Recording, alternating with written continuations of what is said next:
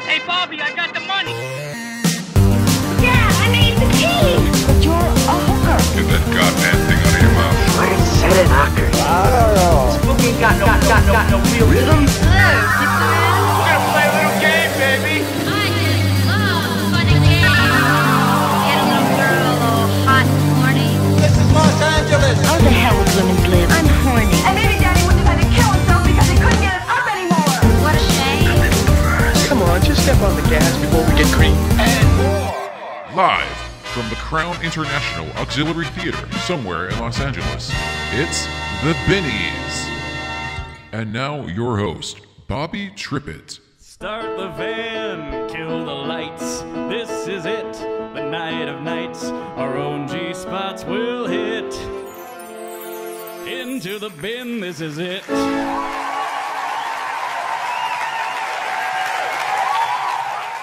Guys, I haven't prepared any kind of monologue or anything. This is all very slapdash like everything about our show. But let's get this thing started with the Binnie for the Best Supporting Role. Boo! And now the nominees for Best Supporting Role, presented by Charles Bronson. Yes, hello. It's me, Charles Bronson. I see they have me presenting first. For the supporting role. Supporting roles are important for movies because they support the movies like a house is supported by its legs and foundation. I would also like to say that you would think somebody of my star caliber might be presenting a later award. No, I'm presenting this so I can go home. So I'd like to now announce the nominees for Best Supporting Role. Ennis Borgnine, Moving Target. I was like, holy shit, it's Ernest Borgnine. And he's looking old and confused. He's wondering So he's why. looking like Ernest Borgnine. He says, Oh, dear God. like he just read the script, is what I write. Captain, wait, one more thing, please. I know that there was some speculation that you might retire after your partner, Frank Jeffries, was shot and killed the night of the infamous Hialeah bust. Well, Sergeant Jeffries was my best friend. Yes, I did consider retirement, but now that my head's clear, I'm ready to get back on the job again. Ernest Borgnine's about 80 years old in this movie. Yeah, he is way too old to be working on the police force. Like, him and Bronson would have made a great duo, a little Kinjite duo, you know? It's like grumpy old men with guns. Grumpy old guns, I love it. Oh, grumpy old guns. Nice. Craig Sheffer, The Rock Aliens, whatever that means. I loved Craig Sheffer. He was a great guy. Here's this cut guy and who's gone on to have an amazing career. The movies he's done speak for themselves, especially A River Runs Through It. So he's gone on to have a very successful career. But he was a real actor, and he took his role way too fucking seriously. So there's the scene on the playground where he comes in and Dee Dee, and so you know the scene where he comes on and he says, "What the hell is going on here?" Yeah. Well, prior to that, after they do the little dance routine, and then the guys in his band are like, "Oh, no, nothing, Frankie." That's all that stuff. Yeah. Well, prior to that scene, Craig Sheffer had been out in the woods, and you could see him, but he still was about 200 yards away. He was out in the woods with a branch, whacking himself on the back as hard as he could. And I remember Gold, the AD, walking up to me and saying, "What the fuck does this guy think he's in, a Shakespeare play?"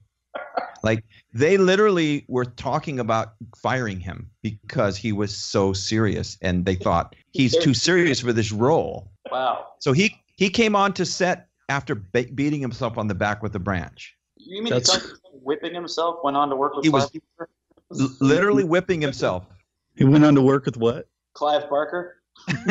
He did. Yeah, and that whatever. Yeah, he did. Ruth Gordon, a great friend of mine, for Muggsy's Girls and The Rock Aliens. Ow! Come on, let's get wet. Like Muggsy's some runaway Nazi. These did kind of look like SS. I was just following orders. Muggsy's regaling everybody with her World War II stories and her Nazi plates, and they're like... She's like... Danny DeVito, The Van. Hi, Andy. Hi, Bobby. Jesus, kid, I'm sorry. I don't have it. I don't have the money. I'm sorry. Hey, Bobby, I got the money. Dan Haggerty, Elves, and The Chilling. Then the business guy runs away, kills another zombie. Linda's attacked by a zombie. Dan shows up with a forklift for literally no reason. That's a great moment, though. Him heroically charging him with the forklift, and I hope you splice this in, where he suddenly shouts, "Die, you green bag of snot!" The one time he raised his voice, of course, he was banking it. He was holding up for that big moment, and then he impales a zombie on the forklift. You green bag of snot! I feel like that was a 30-take scenario where they're just like, we'll get him to yell eventually, but just piss him off enough. Hey, big bag of snot. Dan, we're out of Oreos at craft services. What? You green bag of snot! We got it. Thank you. And the cryanoid on the forklift is freaking out like a putty from Power Rangers.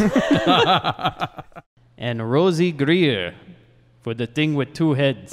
It seemed like a good idea at the time. The white bigot was dying, and the black soul brother needed time to prove his innocence. More power to you, brother. I want to transplant my head on a healthy body. I think I like to donate my body to science after all. So they transplanted the white head onto the black body. Who would have suspected that neither would care for the idea too much? What are you guys doing to me? Okay, give me that fucking envelope. And the best supporting role Binnie goes to Danny DeVito, the Van. Oh my God, it's an honor. My God, I leave my seat for 5 minutes to take a piss. I'll come back to this. No. I've shared nothing with you. Bobby, we shared nothing but rashes, diseases, warts. I'm trying to tell you, they've touched. I'm tired of it all. No more sharing. You, dead. Bronson, do you have a gun? Do I have a gun? Bobby, you've got 5 seconds. Close your eyes and count. 2, 3, 4. Ladies and gentlemen, if you are the owners of a yellow van, you are being towed. Again, if you are the owner of a yellow van, you are being towed. Bobby, where'd you Thank park? you, We gotta go. and good luck. I hope you all understand. I love you. Danny DeVito and Bobby, everybody. Presenting the award for Worst Supporting Role, please welcome Murray Langston and Sonny. Yes, it's me, Murray Langston. As an impression, obviously you can tell I don't know how he sounds. But, It's okay, though, because he's got his old pal Sonny with him. Yes, that's my friend Mankind, or Sonny from whatever that... What was that movie we were in? Up Your Dumpster or something? You were pretty close, buddy. It was called Up Your Alley. Oh, yeah. Yeah, it was great. Those were the days, right? It was good back then. I mean, it's good now, but... Really, you know, I'm just glad to be inside. I gotta tell you, it's hard seeing the audience with this bag over my head. Is that what your wife says, too? I don't know how they even got a shopping cart on stage. I'm used to more laughs, to be honest. Sonny, why don't you read why don't you read the nominees here, and we can go through it, and I'll give you a one-liner for each one. And the nominees for Worst Supporting Role are Eddie Deason for Muggsy's Girls, Surf 2, and Mop Boss. He's skinny. That was pretty good, Murray. Gay Wino's dream, right? Yeah. Yeah. And this is when it turns literally into a cartoon, because at Oh, one point fuck this Deason's movie. trying to lift weights, and his arms extend like Stretch Armstrong. Yeah. This is like a Roger Rabbit joke. And they're going to go back to this, by the Damn way. it. They We have do- we not do this gotten more to than the once. bottom of that well. No. We're going to keep doing it. They never hit the bottom of the well in this movie. They somehow find. I want an Eddie abyss. Deason to hit the bottom of a well. Nick Gionta for Spookies. Keonta sounds like he's gonna make a pizza, am I right? Sure are a lot of shopping carts building up. Yeah, I have a question. Are there any actors in this movie? Yeah. There's just people that they're filming. Oh, It definitely feels like the directors just called their friends up. Yeah. You guys want to be in a film from all over the place? We got free booze and Yeah. and a house, and we got one weekend. This is all like, oh, you know, the guy who plays Duke is like, he kills at parties. He's gonna be great in this fucking movie, huh? And so when Rich pulls out Mookie and starts playing with Duke, he goes, "What are you, queer something?" Which I didn't know puppetry was part of that. Hey. Was this some kind of gay puppet thing? Look, sticking your hand up there, huh? Hey, you know what they're doing over there? Yeah. They got puppets and all that. Hey. Shelley Winters for Tentacles. Shelley Winters, more like Shelley. I got bored watching the movie. on and on and on about how her son needs to take care of this kid because he's younger and blah, blah, blah. And it ends with her saying that she's a great sailor, and if she was on the sailboat, they would surely win the race. And then the kid looks at her and says, then we would need a tornado to move the boat. And I write, shots fucking fired. Yeah, I did too. Holy shit. And there is zero reference, zero context as to why she's wearing the world's largest sombrero. I write, you cannot include a sombrero of that size with no context. That you cannot do that. Like, you can't do that to your audience. I feel like a PA was told to take that sombrero off her head and throw it. Throw it in the water. Throw it in the water. Yeah. Kid, do me a favor. Go over to that broad. Mr. Winters? Mrs. Winters? Yeah. That broad Winters. Go over there, take that hat, and just chuck it in the fucking harbor. Please. As soon as that director calls cut, run up to her, grab that hat like you've never grabbed anything before, and just throw it in the fucking ocean. But at the same... Okay, so we don't hear Shelley Winters. We just see her flipping out, going like... Yeah. Like flipping out while she's sitting down and like running around. She's literally running around, like pacing around and going... At the same time, we don't hear her say a word. No, it's just gibberish. No, we hear the man in the Uncle Sam hat telling stand-up jokes. Like telling jokes. He's like, what do you call a fish with no legs? I'm like, I'm sorry. I'm sorry.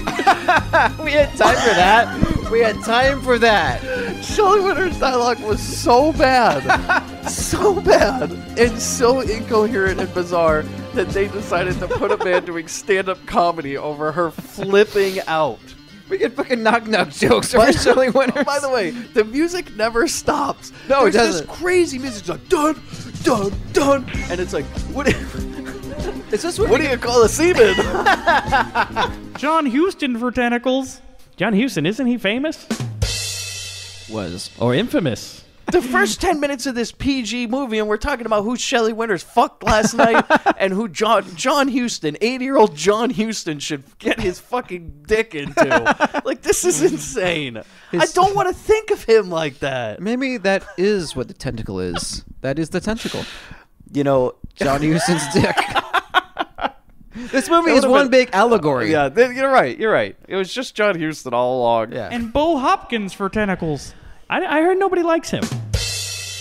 That was pretty good, Murray. So then we go to the hotel, okay, where John Huston was. We go back and we watch the whale man checking in the hotel, and then John Huston comes up and says, he talks to this guy and he says, you're the vice president of this tube company? And I wait, what? Where does John Huston... Like, why are we here? What the fuck are we talking about? I know. I'm like, hold on, is this the same guy? This is the whale guy, right? I don't know. I'm like, wait. He works for the tube company? He's the vice president of the tube company? This guy? I know. What the fuck? It's like everyone in this town wears the same hat. I don't know what the hell this is going on. And then John Huston, this is when he looks at him. I swear to God, he quotes Chinatown. He does. He goes, have you never heard that behind every great fortune is a crime? Yeah. You know, you're not a good supporting friend. Worst supporting friend, Sonny. Oh, I guess I'll accept that award then. I'm just kidding. I'm going to go drink myself to death. If anybody needs me, I'll be pulling a carotene tonight. Oh. And that means I'll be jacking off while I strangle myself to death. He's not lying. I've seen him do it. Kill me now. And the Binnie for worst supporting role goes to... Can I get a cart roll? Eddie Deason for Muggsy's Girls, Surf 2, and Mop Boss. We thought we escorted Eddie Deason out. Hold on, he's back there. Out of the back of the auditorium. They're just blown open. Now there's this figure storming down. He's here. Shit. Hey guys, I got in. Hey, I want to thank everybody for this award. The joke's on you, because fuck all of you, because you won't hate me. But guess what? I'm coming for you, bitch. The one that stole my Instagram name. I'm fucking coming for you. You know what? You know what? Fucking ear to ear. You know what I mean? Don't sleep with... You know what? Don't start your car. Sleep with one I open. I'm getting that Instagram back, you fucking bitch. Hey, wait. What? Get your hands off me. Stop it. Hey, don't take my friend out of here. Security, please. Hey, no. This man is a fucking treasure, all right? I'm Mr. Crown. This is my good friend Eddie Deason. And we would like to say that there's nothing better to go with the Binnies than a nice, juicy Whopper from your local Burger King. Deason, wouldn't you agree? I just, fuck that. Where's that bitch that stopped my Instagram Okay, name? good night, everybody. Fucking ear to ear. You're mine.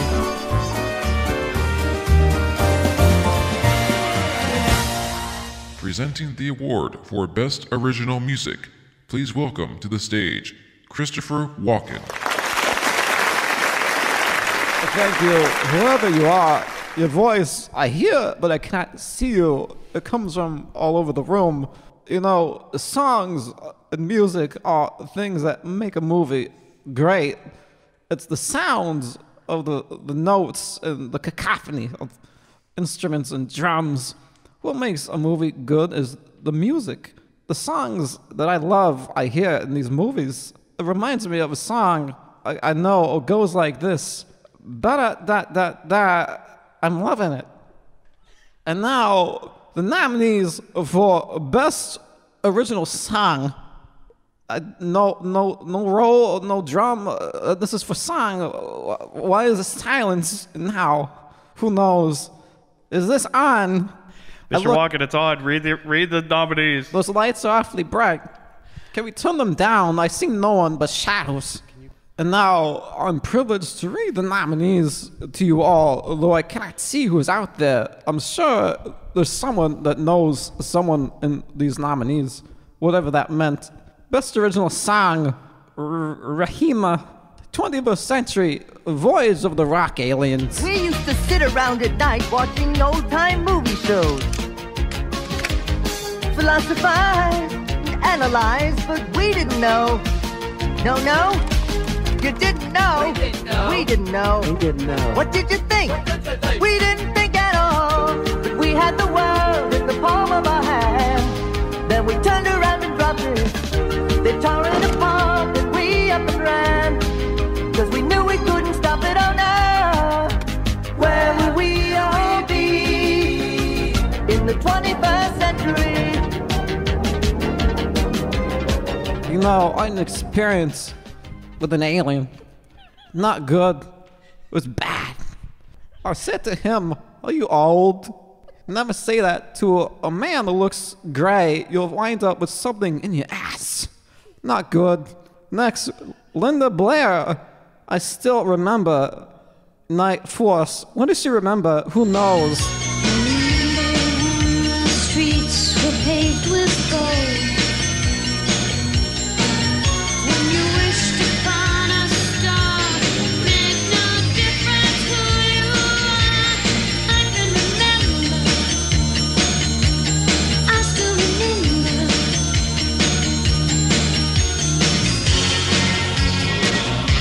The times have gotten tough.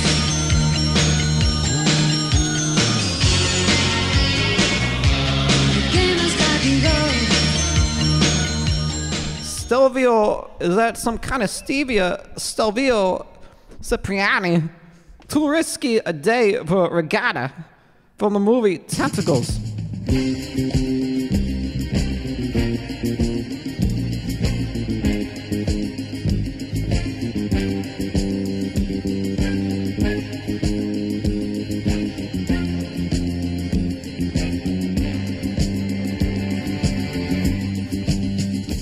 Frog, Witch Hunt, Psychomania.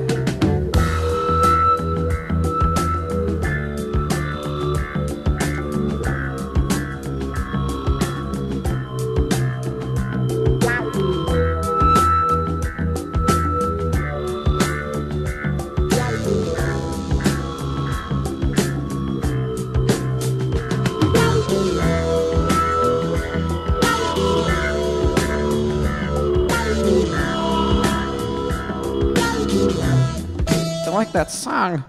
It's in my head now. May I sing it? No. Okay.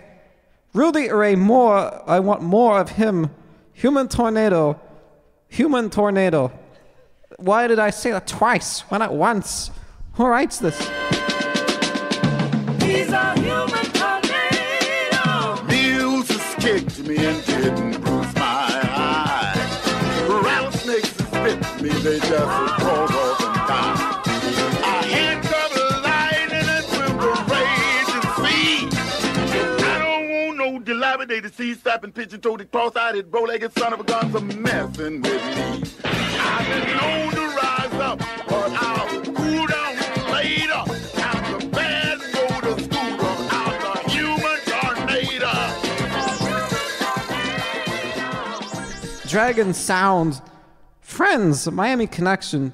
What does this what does a sound? What a dragon makes a sound. Who is around to see it?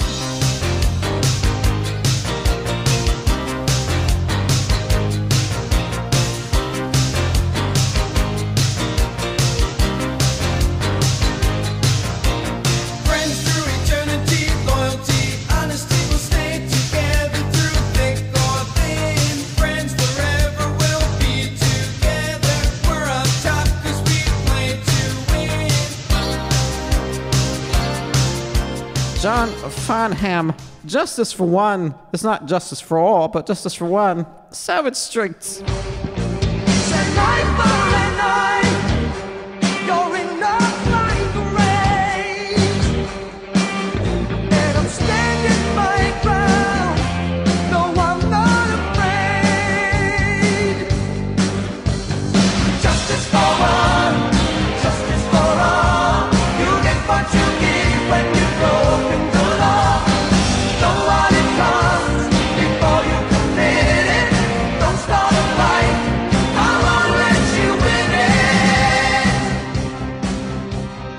And the Oscar. It's the Binnies. Huh? Mr. Walken? No. I say the Oscar. No, it's too much. Good night. It's the bit. Oh, Mr. Walken. He's walking off. I guess He's he's walking off, right, Sonny? Sorry, everybody. We're having a bit of a difficulty here. The Binnie for Best Original Song goes to Rima, 21st Century.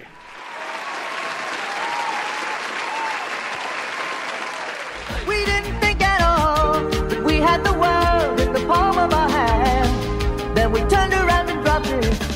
They tore it apart and we up and ran. Cause we knew we couldn't stop it, oh no. Where will we all be in the 21st century? Truly one of everybody's favorites. Am I right, Trippett? Absolutely.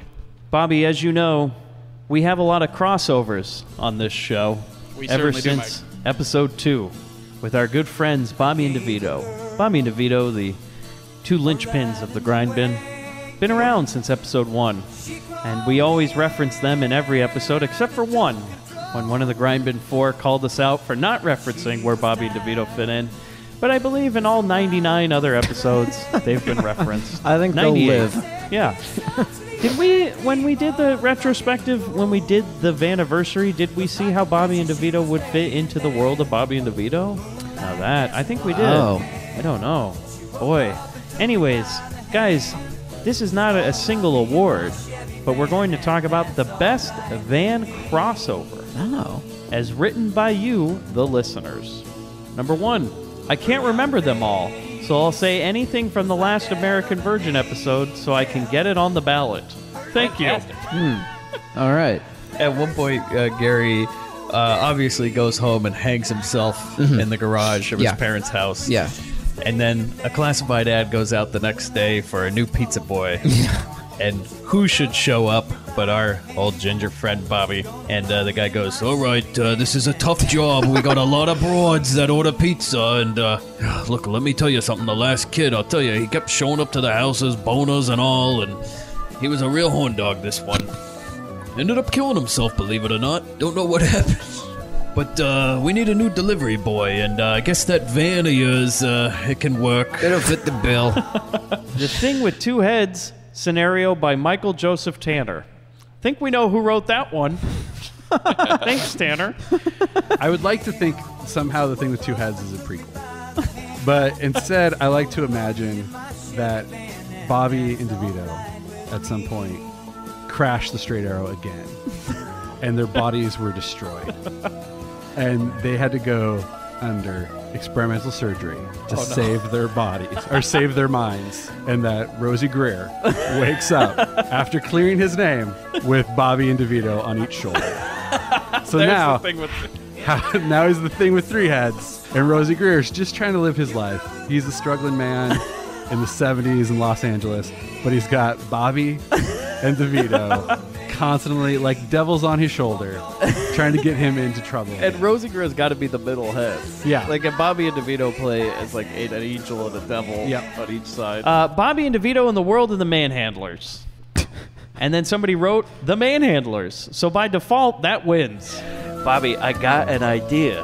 That van of yours would be great. And what we should do is hire ourselves abroad. And here, think about this, Bobby. The worst part of that massage parlor is I had to go there. How about one that comes to you? I'm thinking we turn that straight end arrow into the Orient Express. I saw one driving down Van Nuys Boulevard. That's true. I remember that. Oh, I would call it Come and Go. Come and go. Oh, I love that name, Bobby. So what we do is we hire ourselves abroad. We head her in there. We go around. We say, hey, 40 for the door, 40 for the whore. Am I right? I'll have a bullhorn. And then they go for their first day of business, but the whore didn't show up. And they go, Bobby, you have much more delicate hands than me. Also, your hair is poofy, kind of like a woman. So if you were to just maybe stick the poof out, people would think it's a girl. Like a grandma. We'll get him in here. We'll get the money. We'll chloroform him. You jack him off. He won't even know. I like that he still has to do the deed, even though he's unconscious. Yeah. Come on. They got to get their money's worth, Bobby. They got to wake up with the semen stain on their thigh. Yeah, they'll think they had a good time. Yeah. Beach Girls.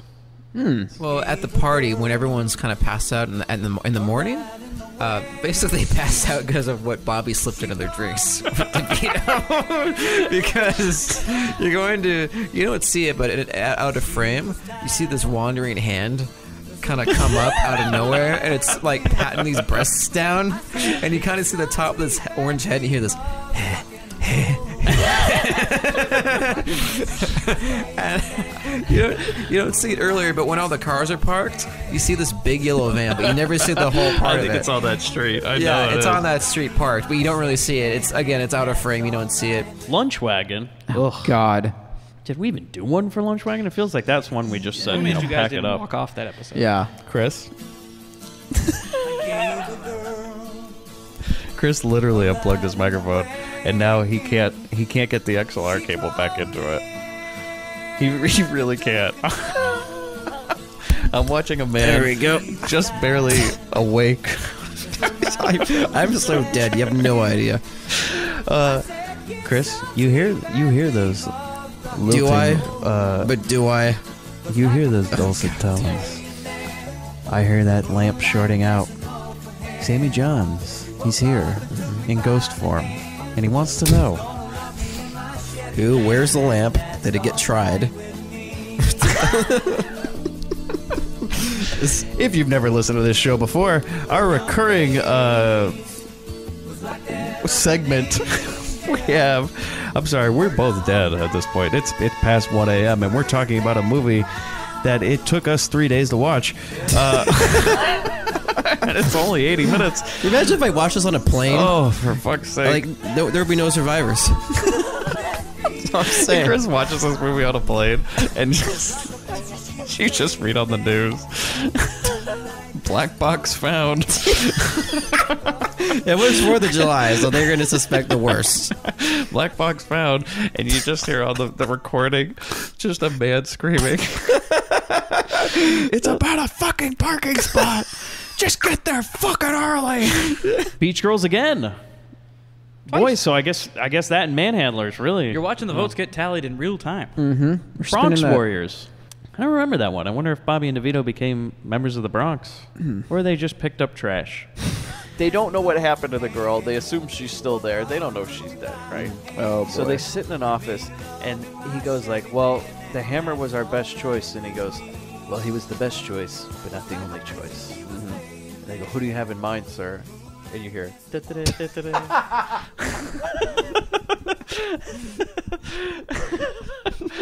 And the Bronx Warriors 2 is just Bobby and DeVito going through the Bronx land in the straight arrow. Yeah. Encountering all these gangs. Yeah. And DeVito being like, Bobby, why is there all these gay people that live in the Bronx? I mean, not that there's anything wrong with it, Bobby. I'm just saying it's very interesting. They're very cultured and they're dancing there. Hughes, duh. It must be written by a certain deceased member of the bin. That one came from beyond the grave. Hughes, you hear that sound though? I get to tap out this week because I've had 2 or 3 good ones. I'm done. Everybody else go hear that. Hear that wait a horn. second, you're not even talking about Bobby DeVito? No, fuck that. Fuck this movie. They don't deserve to be in this universe. Hughes just said, I've had 2 good Bobby DeVitos in a row, so I don't have to do it anymore. Jesus. Hollywood Hughes. So, Hughes, you have no opinion, huh? No, they stayed home, had an extra long weekend, took a nap. I'm Sam Sandler. Night Force. This is 1987. Bobby is no longer rolling around in that van. He's seen the world and he don't like it. He drove himself down to Central America because he heard the times were easy and the women were even easier. They played it fast and loose and even looser. He drove into that shithole of a area, country, what have you. Found this swamp, parked his van and said, I'm going to live the rest of my days out here playing the flute and hanging out with this new monkey friend. He brought DeVito, but unfortunately DeVito was killed by Esteban. That's the head that was used as a soccer game. But Bobby's been waiting for a lady to come down so he could lure into his hellish world. And all of a sudden, Linda comes to town and he goes, uh-oh. The legend of Bruce Lay. Yeah, I could see Bobby go to that guy and he's like, yeah, I want a heart in my arm. You can see Bobby trying that wood thing with the boobs coming out of it and he's just getting a heart on the whole time. No, Bobby, you can't graduate until you don't get a hard on immediately. Like, that's the lesson. It's like, touch this log with breasts. And if you don't get a hard on, you pass. Yeah. And he's always trying to stick his dick in that sand, the hot sand. Is this what it feels like? That's what it feels like. Jesus Christ. And like DeVito and Bobby just humping buckets of hot sand. Like they bring it back to the States and they're doing it at the car wash. And Bill Adler's like, what the fuck are you guys doing? Like, joke's on you, buddy. It's a secret. Agent Chinese secret. Agent Chinese sex secrets. And Pretty Woman. Huh. Well, so I don't think somebody didn't listen to this show when they filled out that answer. This is when they're trying to look busy at work and they just start typing into random fields as the boss walks by and... Yeah. Yeah, there you go. Well, you know, there must always be balance, ladies and gentlemen. So if we had the best, we're going to need the worst. I mean, that's what you came to our show for. So now, we have the presentation for the worst original song. Please welcome to the stage, Mr. Chris Mann. Thank you. I didn't expect such an underwhelming response. Maybe next year. As you know, worst songs speak for themselves. Fuck 'em. Chuck Sereno in the key of Sega Genesis, Mob Boss.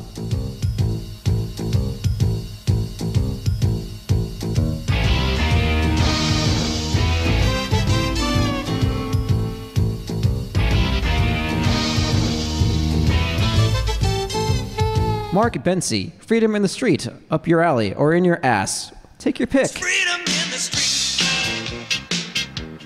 Freedom in the street.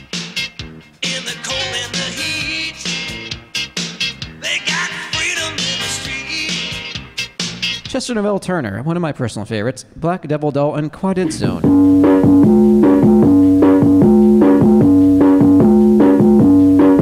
Christian Baker, all of my friends, Gas Pump Girls. Don't know why these feelings have come over me. I'm lonely, and I finally see how I need the people who are close to me. Just give me all of my friends, and I'll be happy again. Oh, bring them back home, where you know they belong. Just give me all of my friends. I'm in heaven again, feeling like the whole world is singing along. Keith Landry, Stewardess School.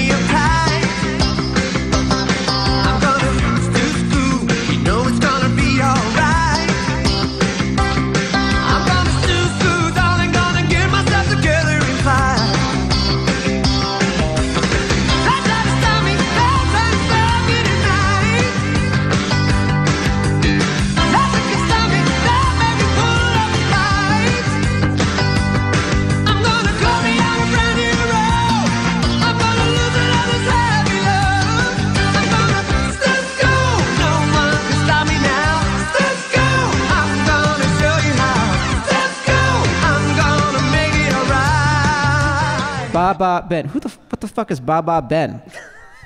Who writes this shit? Bill Ray, Private Resorts.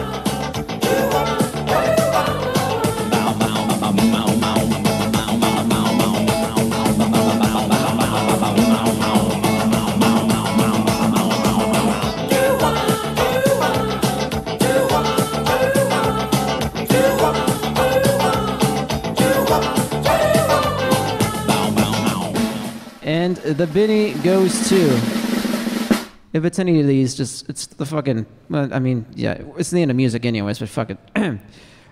Oh, fuck me. Chester Novell Turner, Black Devil Doll, Quaded Zone. Accepting the award for Chester Novell Turner is the Black Devil Doll. Yeah, bitch. You, the front row, bitch. I'll kill you, bitch. Yeah.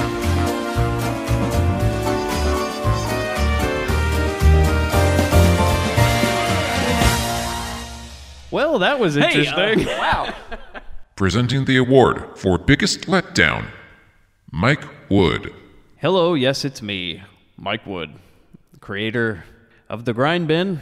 All 100 of these shitty episodes are partly my fault. So thank you for sticking with us. So in honor of that, we're going to be discussing the biggest letdown for movies. It's just, is there a telephone?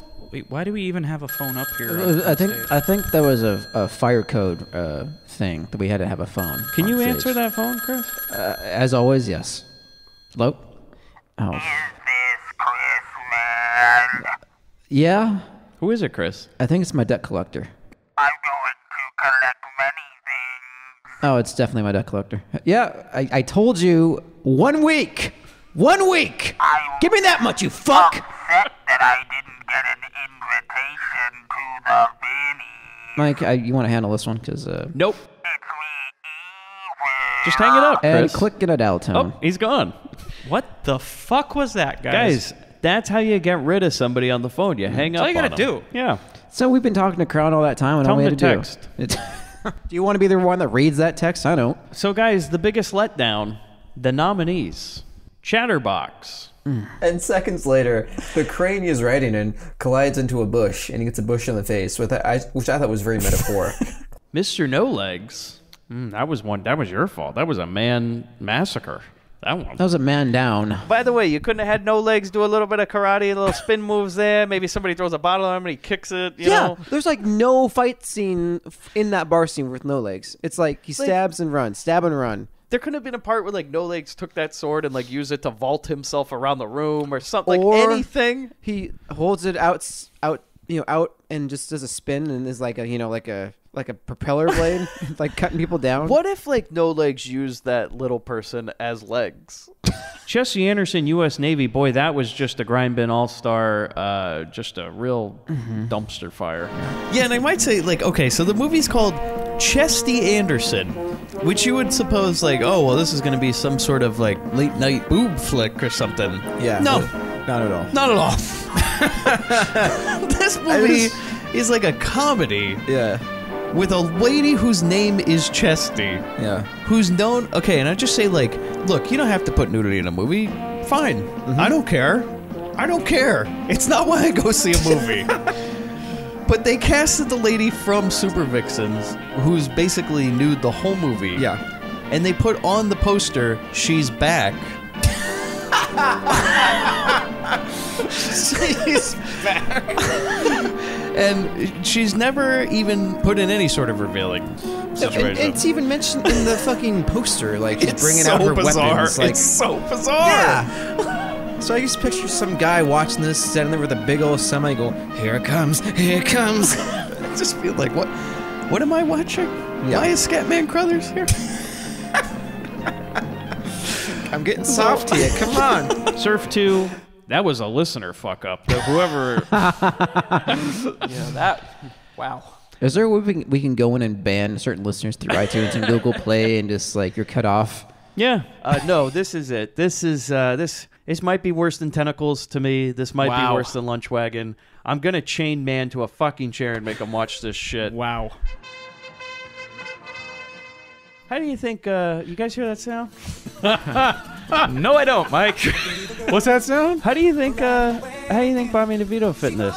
They'd probably be at that beach party, right? I think they would dress like David Bowie and try to get with the zombie girls. And I think that in trying to get with these zombie girls, Bobby is horrified as the zombie girls begin eating parts of the van. Versus carburetor. Yeah. They're drinking the water out of the waterbed. I actually think that Bobby just drove off a fucking cliff. Like, I think he saw what was going on. You want no part of this? He was like, you know what? The world's changed, and just took a hard right. And then we just smash cut to a fat man's asshole. Well, actually, the joke is he takes a hard right into the beach party, and instead of landing on anybody, he just lands in a fat man's asshole. This is like Cemetery Man panning out to the snow globe. Yeah. This whole movie has taken place in a fat man's asshole. Lunch Wagon, one of the Grindbin 4. David from Australia, thanks for that. Yeah, thanks for nothing. Your whole goddamn plan hinges on robbing this fucking dental thing. Just park there overnight. Do it at fucking night, by the way. Yeah. Who robs anywhere in the fucking day, dumb shit? Yeah. Just leave your goddamn truck there and get the job fucking done at night. You know what? Why do you even need the goddamn truck? Just go to the site at night. There's no video cameras anywhere. Just open the goddamn manhole cover, go in there, take your fucking gold, and end this movie. You don't even need to wear black to do that. I lost it at this point. I fucking lost it. And by the way, this is the next day when I started writing those. This is when I came back to the movie. And Night Patrol, another one of the Grindbin 4. Thanks, Chuck. That's a real up, Chuck. Listen, Chuck, hold on, stop the show. Chuck, what are you doing, Chuck? Why do you put us through this? So, if you thought this movie had everything, no. Let's throw in some blackface. Let's do some good old-fashioned Ted Danson going to a party Whoopi Goldberg style blackface. That's the quote for this episode. Guys, the award for biggest letdown goes to Mr. No Legs. Oh, God. You're telling me, Chris, that they take the cocaine that they've already got into the country, crush it down into pills, repackage it to traffic it again, which some guy is then going to take those pills, re-put it into powder? Yeah. Just wrap a fucking pack of cocaine. Are plastic bags that expensive that we can just stick it up your ass? Job done. You can basically go anywhere. And then the whole point of getting you've smuggled the drugs in with tobacco. By the way, it's not going to taste good. It's not going to smell good. It's not going to feel good. Just go like, well, we can't waste this tobacco. We better roll this into cigars and sell aspirins through it. And accepting the award for Mr. No Legs is Mr. No Legs. Well, Mike, seeing as he's dead, it's just a there comes Whoopi. Whoopi. And if anybody is from the Patreon, you would know in our pre-show, which you can get on our Patreon for as little as $2 a month, Whoopi Goldberg from Ghost, the character Whoopi played in Ghost, nobody knows her name. on this stage. I don't think it's Madam Whoopi. Madam Whoopi has seanced all the dead. It is true. Dead members of Grindbin Hall of Famers. We've been touched deeply by the supernatural. Touched by the this whoop. evening. And he's rolling up on stage right now. We do have this is wheelchair accessible. Mr. No Legs. Thank you, Mr. No Legs, everybody. God. Life. Kill me again. Unfortunately, there's no ramp down. He's gonna pull a Kelsey Grammer off the stage, huh? Yes. So they've told me that I have to announce another one because along with biggest letdown comes the biggest surprise. So it only makes sense while you're up here, Mike. While we have letdowns, we have let-ups or surprises. Once again, there is balance in the bin. Movies are a series of pictures shown on screen. They're merely an illusion. To quote Matthew McConaughey, 2018 Oscars. The biggest surprise nominees are The Roommates. Chris, let me go through that again. Next time you wake up in some guy's bed, don't nail him to the cross. Like, this guy's some fucking Jesus Christ martyr in this whole thing. Like, oh, boy, she's pulling out the fucking nails and hammer on me, I'll tell you what. Look, did I come up to you yesterday with 3 nails and some wood and say, put me up for the night? Is that what I fucking said? Jesus Christ. Is this a headache or a crown of thorns? Jesus. Look, I just needed a place to rest my dick for the night. You know what I'm saying? Come on, you know. You're a girl. Come on. You're a grown woman. You know how it works. Bing, bang, boom, you're done. Fuck you, dude. Oh, like, God. Jesus Christ, Like, this the guy. ultimate slut shame in this entire film. In a fucking restaurant. Yeah. It would have been so amazing if the waitress came up and she's like, are you ready to order? Or? I'll come back. Night Force. Agreed. Mr. Folds, do we really need this scene in the hotel? Shut up. We got to show how shitty this country is. You sleep on the floor in this place. Everything about it is horrible. There's no redeeming qualities to Central America. Thanks for letting us film here. We won't even use the name of a country. It's so shitty. It all just blends together into one cesspool of shit. Toilet paper, you used their flag. What flag it is, I don't know. Elves. Yes, hello, is Dr. So-and-so here? And she's like, yes, he's trying to eat dinner right now. Okay, thank you. I'll help let myself in. And this homeless man barges into this house smelling of fucking cigarettes and alcohol and runs up to this man trying to carve a turkey for his grandchildren. And he goes, all right, fine. What question do you have? He goes, well, it's about Nazis.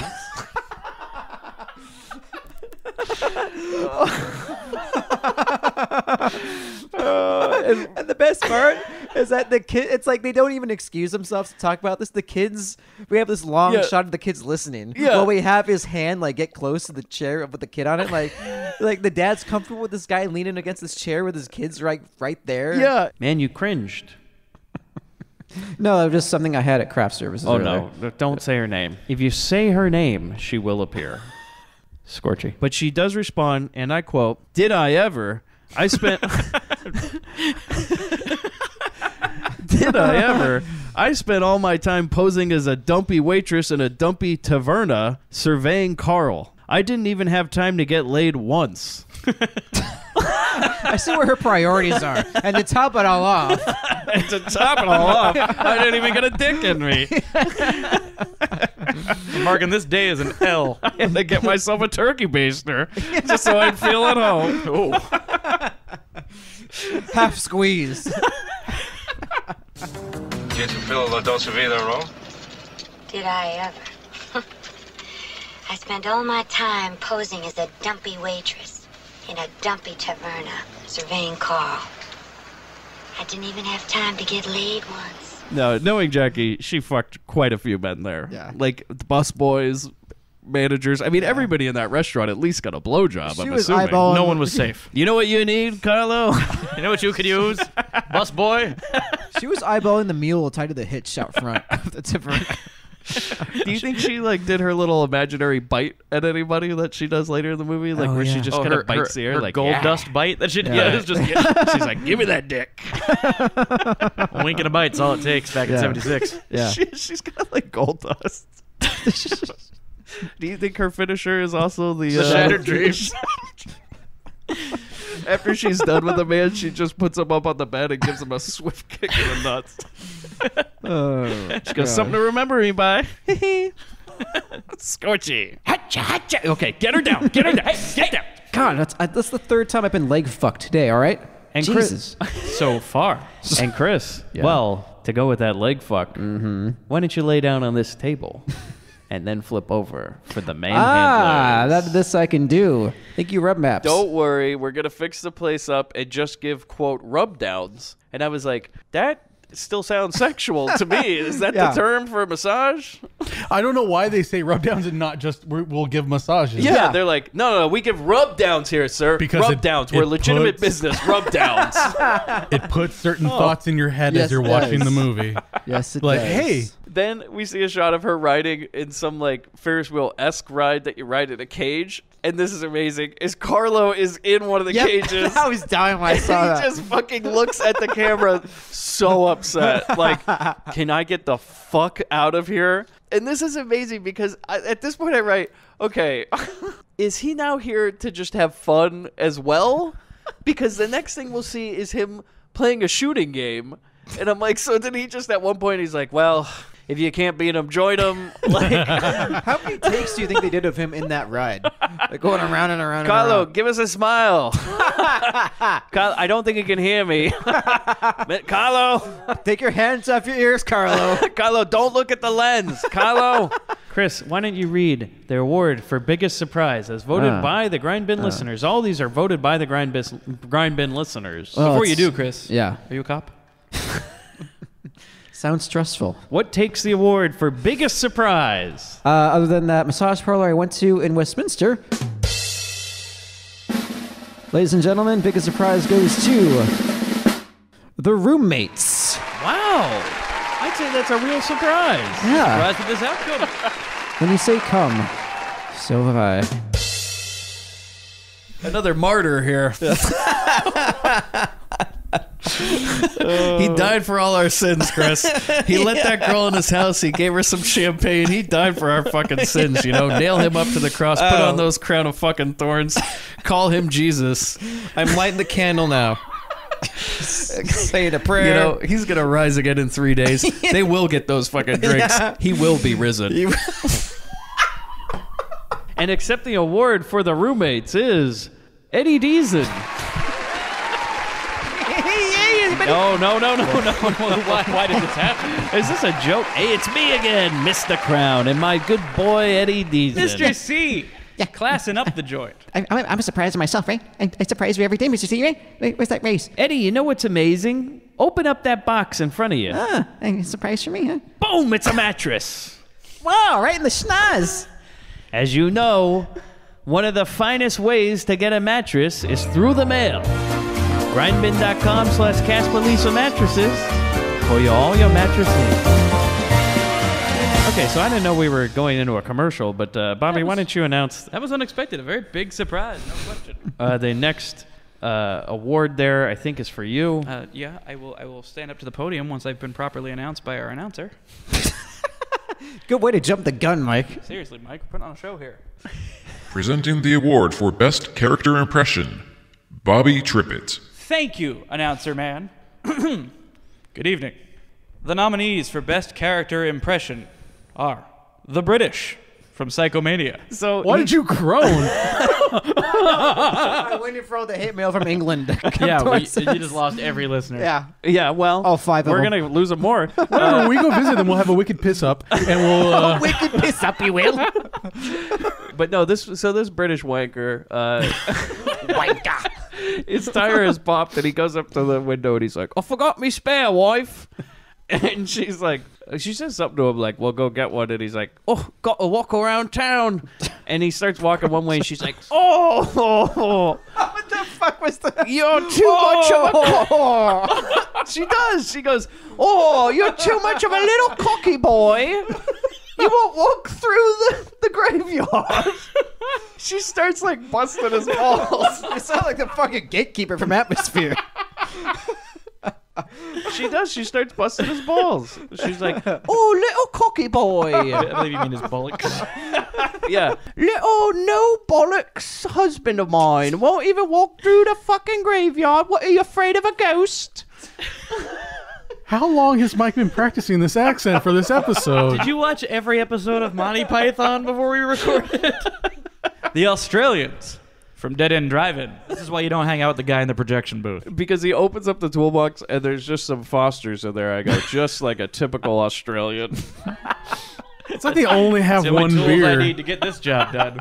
Like, this is just the old thing in Australia. It's just, like, do you think Australian Foster's commercials are just like, hey, open that toolbox? And then they go over there and they open it up, Foster's. Beer. Yeah. Because they don't say Australian for beer. Yeah. They just say You know, that's beer. A lot of them. That's actually a pretty solid commercial. Yeah, a lot of them have like say it's like not. It's not really an Australian beer, Foster's. It's just not a thing there. Really? Because Yeah. this movie tells me it is. Right. He's like, oh, I only drink me Foster's. Right. From the government it is. Right.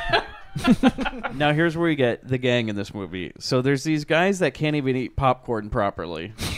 And I'm going to call them the Popcorn Boys. I like it. That's my Good. gang. Looking at these guys, it's like a subreddit just Yeah. suddenly turned into flesh. Like they just materialized like some Tron thing. A laser shot them out, and like here they are. Alt Down Under. Yeah, all down under. Yes, all down under. The Popcorn Boys with their subreddit Alt Down Under. Which, by the way, I always love it when they do this. Is like, so the tallest guy in this movie also has the highest pitch voice. Oh god! So there's this guy that's like 7 feet tall that wears like children's clothing. Apparently, yeah. And he's like, "Oh, what is your story?" Wow. My favorite part of that was like the car. Yeah.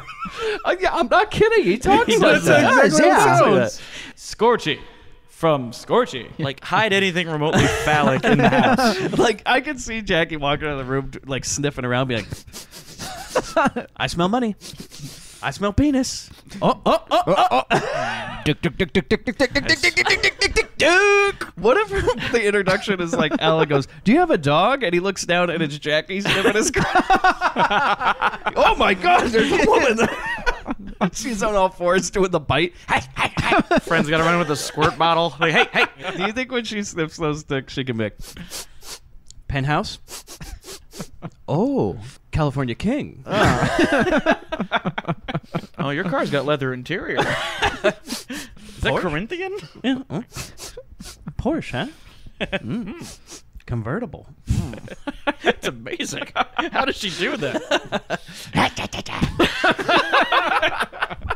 L from Star Crash. This is what I first wrote. Why does he have that accent? Was this a programming choice? I mean, We got to figure out how that happened. So annoying. No, you see, the rock aliens were scanning. Yeah. They found a country station on the Rima scanner. Yes. could you imagine if in 2001 Hal had like a country voice? Don't think I do that, Dave. Not gonna open that door. Sorry. I'll tell you one thing. I am scared, Dave. Daisy. I can feel it, Dave. Don't do it, please. Got like fucking Larry the Cable Guy as hell. I'll tell you one thing, Dave. I feel like a cat in a room full of rocking chairs. I'm gonna tell you that right now. I must put this thermometer inside of you. Yeah, just a thermometer. Interstellar. Interstellar. I used to follow you all around the galaxy. You're doing an amazing George W. Bush right now, by the way. It's amazing. Well, he was the robot. I used to follow your ass all the way around the galaxy. Now we're good friends. You can't shoot the shooter. Eddie Deason from Mob Boss. The last person I'd like to introduce is, of course, the star of this month, Eddie Deason. Eddie, what do you have to say about this movie, about the little making of this movie? Oh my God, stop it. That movie, look, stars in my eyes, in my hands. Shut them. Eddie, what was it like working on set on this movie? Well, I don't know. I was on something. The director gave me something, and all I remember is hands and bosoms and going down dresses and, just going zing. Yes, and we'll say it was all consensual, obviously. It was on screen, so there's nothing to worry about there. No sort of, like I said, not one of the dominoes falling. Decent. She enjoyed it, right? I believe that. Okay, well, are you done, Mr. Crown? Yes, I think that's it for today, Mike. Fuck you. Go ahead and do your stupid show. Here I am bringing you gold. I bring you whoppers and D's and all you do is shit all over my life. So thank you for nothing. Well, I think we're off to a great start for December. All right. Thanks for dropping by, Mr. C. All right, let's hear that click and a dial tone already, huh? Eddie, do you have to say anything before you go? I already went.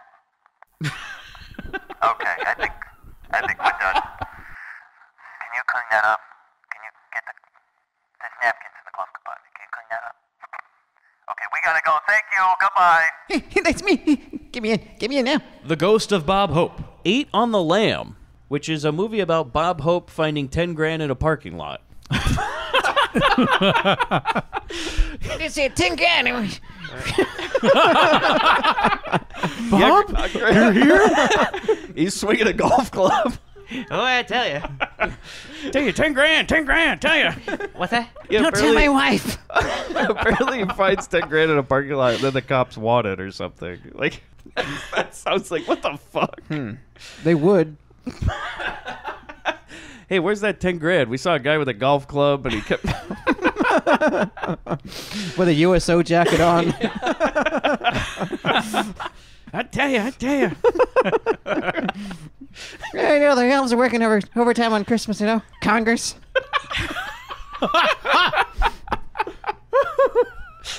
Thanks, Bob, for stopping by. You're always welcome here on the Grindbin. I wish we could get you on here more often, Bob. I'll tell you, we really like hearing from you. I tell you, if I get this loose rope, she's going to be extra loose, you know what I mean? Hey, what? Woody Allen. I also brought along my good friend Woody Allen. He's in the can. Hello, is this thing on? We went into the can. Hello? Woody, you almost done? Okay. Hello? Hello, the door's locked. Please. Okay, so the best character impression Binnie goes to the British. For some reason, he didn't kill the girl's friend, and she's there, and she's like, "I told her not to go with him. I told him." And he's like, "Well, who did this?" And she's like, "It's that gang that goes around knocking bread." That's not a line. Those bread knockers. That's not a line. I think that's the name of the gang. They're the bread knockers. What's their name? It's either the Living Dead or the Bread Knockers. Oh, do they want Doctor Hoo-Ha? And the detective's like, "Oh, I know all about them. All about them." Those bread Wait, who is it? Because there are 2 gangs in this town.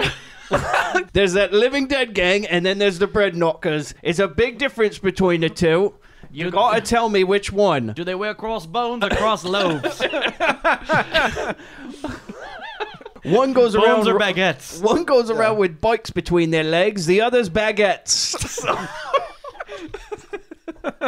Accepting the award on behalf of the British are David from the Australia? British. The Australians. All right. Oh, I like to say, oh boy, oh look at me, little cocky boy, accepting my award for best impression of the British.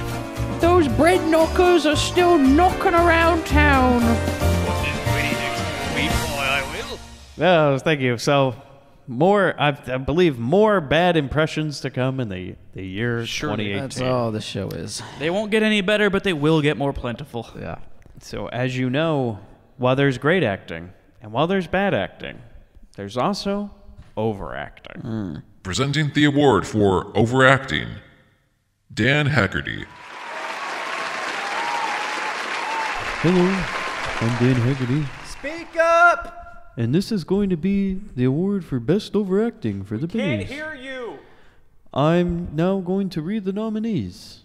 Stephanie Fondue, the cheerleaders. Mom, Dad, I made the team! Come huddle with the cheerleaders. They will do anything to make their team win. I'll never make cheerleaders, and I have to put up with that stupid idiot, Norman. And you're my only friends, and you're better at everything than me. And if I don't make cheerleaders, I'll be a for the rest of my life. For the rest of her life. If Right. she doesn't make cheerleaders, this is her one chance to bang. This is it. She's got to get it done, and she is not getting it done right now. Joel Winecoop lost faith. Steve sees somebody he knows. And this is where the movie just goes into this whole nother level of bizarro. Is this guy walks up, his name is Walt. We're going to see Walt a few times. Hey, Walt, how you been? Just fine, Steve, but I'm a little worried about you. Worried about me? Why? Well, you haven't been to church lately and we've missed you. Is there anything wrong? Well, to tell you the truth, Walt, I've had more problems this week than the average guy has in a year. And to top it all off, my wife Donna, she's missing.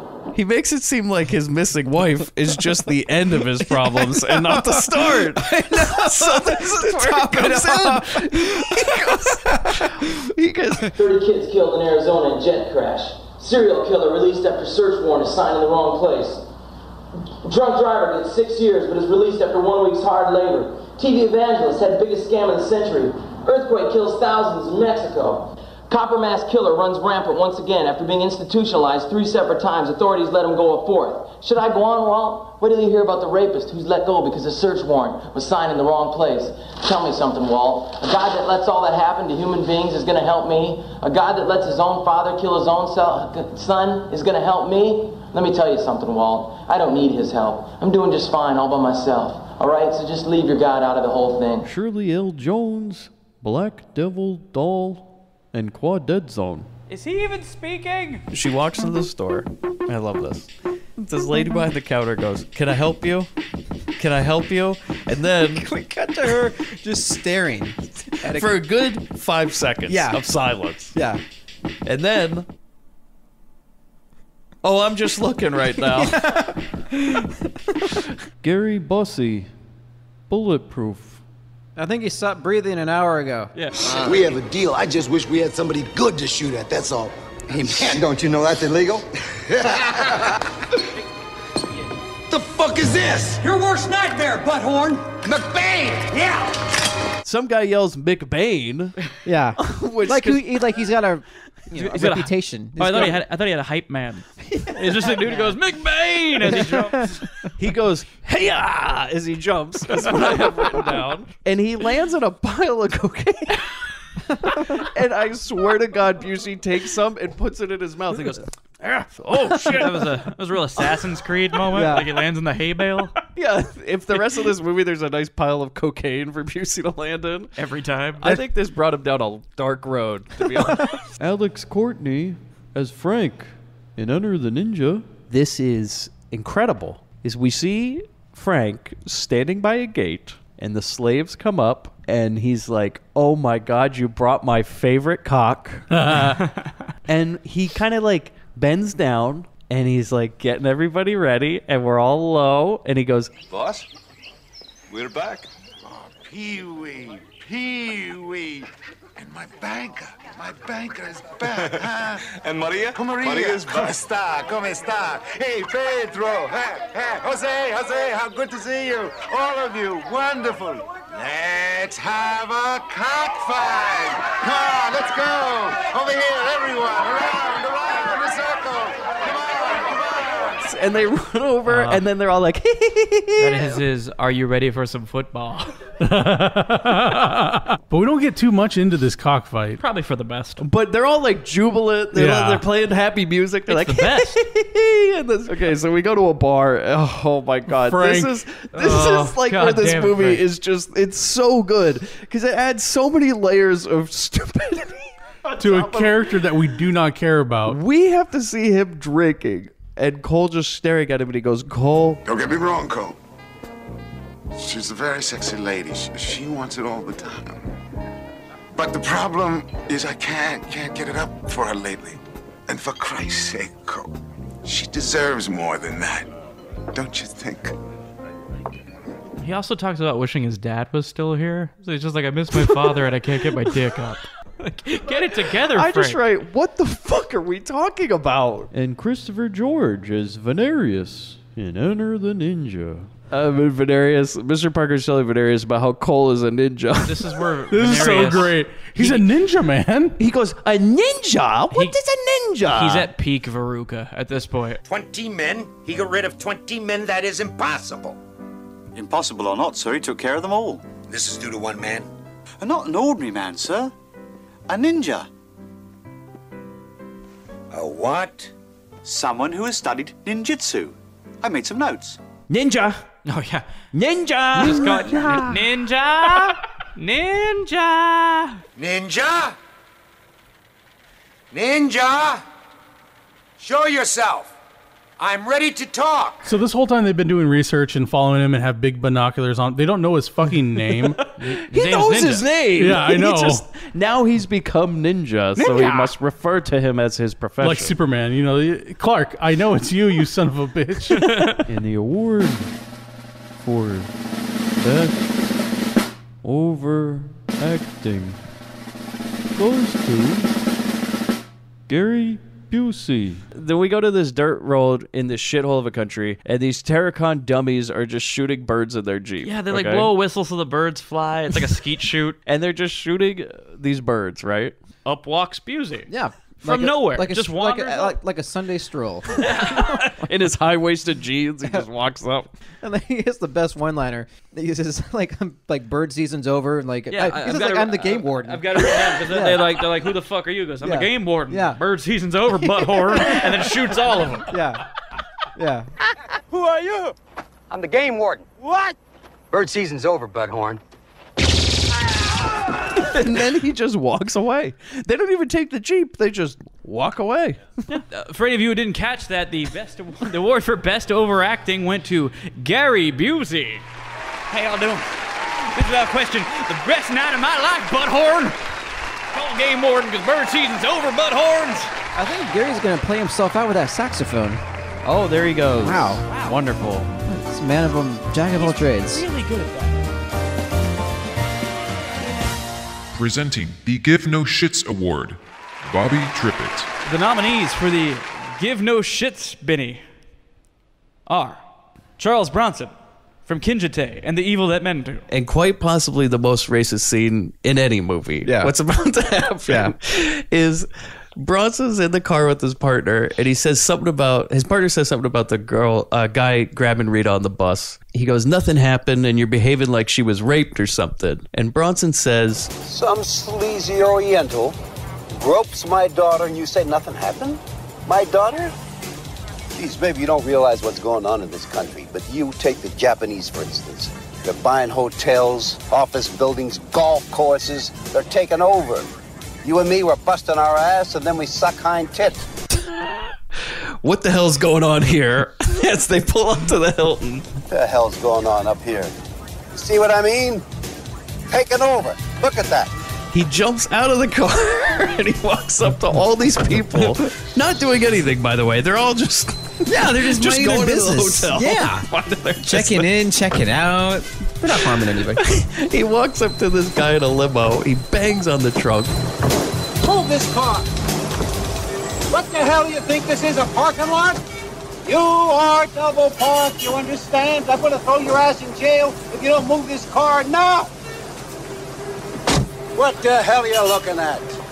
You people behave like you own this town. Well, this is not Tokyo, this is Los Angeles. You over there, you're obstructing the sidewalk, and your goddamn cars, you're obstructing the thoroughfare. And you're fucking obstructing me. I apologize, he's not feeling too well. Henry Fonda in Tentacles. They baby daily, not hourly. Like, I've never seen a guy read his lines so fast. Yeah. This makes my business. Thank you, bye. Other than the Micro Machines guy, yeah. You can almost hear him yell cut himself. If the original ending to this movie, Chris, was apparently Henry Fonda was going to come out with a trident and slay the octopus, but he was like, the ticker. Yeah, not gonna be able to do that scene where I ride in on a wave and kill that octopus with the trident. That's just not gonna happen. Can we row you in on a boat with the trident? Nope. No. I'll be here for the afternoon. I do have an appointment at 5, so we have until 5. It's 1 o'clock now. You better start rolling. And also, I'm only doing one take. If I mess up the line, you can keep it in. I will do one take. If I say the wrong name, whatever, I don't care. You rename that character in post, all right? Dan Haggerty from Elves and the Chilling. So he goes to this trailer and he like kind of bangs on the door, and I guess he locked himself out of his home. Well, he got evicted. Oh, is that what happened? There's an eviction sign on it. Oh, because I was like, what did he? I thought, okay. When he got locked out, and yeah, just I thought he just gave up. No. The woman who says, what is this, Grand Central Station? In Hell Squad. Okay, I love this, though. The business guy walks in, and then total ADR line. You don't even see him. He says, I have a deal you might be interested in. And this girl, with the most amazing deadpan delivery of all time, we're going to play the line. She goes, geez, what is this, Grand Central Station? Yep. Like, that's about as much effort as she puts into it. Geez, what is this, Grand Central Station? Like, it took her a long time to get that out. Bill Maher in House 2. I don't want movie- to watch him try to out-sarcasm a Muppet Pterodactyl. This movie really could have used, like, Bill Maher trying to out-sarcasm a Muppet Pterodactyl, but then the Muppet Dactyl biting him in the dick and running around the house. Like, I just really want to could see have the used Muppet Pterodactyl squawk in a sarcastic way. Just like, I want to see Marv running around going, with the fucking dactyl on his... just on his crotch. Just the limp puppet because no one's puppeteering it. Yes, yeah. He's just got to run around and try and sell it. That would have been great. This movie would have been so different if Jesse would have been played by Dennis Miller. Oh my god, can you imagine the fucking smart fest we'd have? Oh my god. He's like fucking telling Napoleon jokes. Look, baby, this is like Henry VIII. And just like, what are you talking about? There's a dinosaur in the kitchen. A pterodactyl. This is like Queen Elizabeth the Reverend, and you just shut the fuck up. Oh god. Well, call me Archduke Ferdinand, eh? Fucking. And Franco Nero in Enter the Ninja. It's interesting you say that, because we'll get into how Franco Nero appears in this movie, and it might be a case appears of that. inebriated. Boy, what a stacked list of nominees, Bobby. God damn. One of the Heavy. heaviest. Yeah. Who's going to take it home? I'm excited to find out. The Binnie for the Give No Shits Award goes to, why this worked out, Mr. Charles Bronson. Good morning, Quasimodo. Do you think Bronson brought that dolphin himself, and like that wasn't in the script? This seems like something he would insist on. Yeah. I think I should have a dolphin friend. Yeah. Otherwise, why? Well, there's no friends on the island. Oh. Hello. Yeah, I don't give a shit. Goodbye. Thank you, Mr. Bronson. Wow, That's well. exactly what we wanted. So. Not disappointed at all. He's roughing up that guy. Jesus. Charles, he works here. Stop it. God damn. Could you replace me with somebody who's more sympathetic to the Asian community? Jesus. I thought we had like metal detectors when he got in here. Even, jeez. You think that's going to stop him from bringing his gun I up? should have known. You know, he probably like buried it here on the when this place was built. Oh, boy. Knowing. How many has Charles won so far tonight? I think he's won 2 already. This is a real... Oh, man. It's a windfall You know, for one him. more would be all right with him. I know. Well, as you can see, all 3 of us are on stage now, Bobby. We're nearing the end. Absolutely. We thought we'd circle our wagons and bring us all back together. Guys, Providing that evil doesn't murder one of us by midnight. It would be a kindness if that happened. I hope it's me. And we are here to announce the worst award of the night. And which one was that, Mike? Bobby, why don't you do the honors? Oh, for fuck's sake. Presenting the Best Podcast Owner Award, Bobby Trippets. Ladies and gentlemen, where would a podcast be without an owner? Without a director, without a captain steering this ship? In a better place? Probably. But the award for Best Podcast Owner goes to Mr. Crowd. So today I'd like to say I heard you were covering one of my favorite movies I've ever produced, which is Moving Target, 1988, starring Jason Bateman. That's right. I'm good to go. He's a good kid, that Bateman, and I don't really remember making this movie. I actually remember making one with Linda Blair in it, but I just heard recently she's not even in the movie, so I'm not sure which one I watched or made. I mean, there was a lot of white powder going around. Then, Power or? Yeah, power. You know, Trippett, I'm really upset you didn't read the rest of the nominees because it really makes it sound like this is some sort of Pia Zadora I bought my own award. I assure you, sir, I did. But do it again.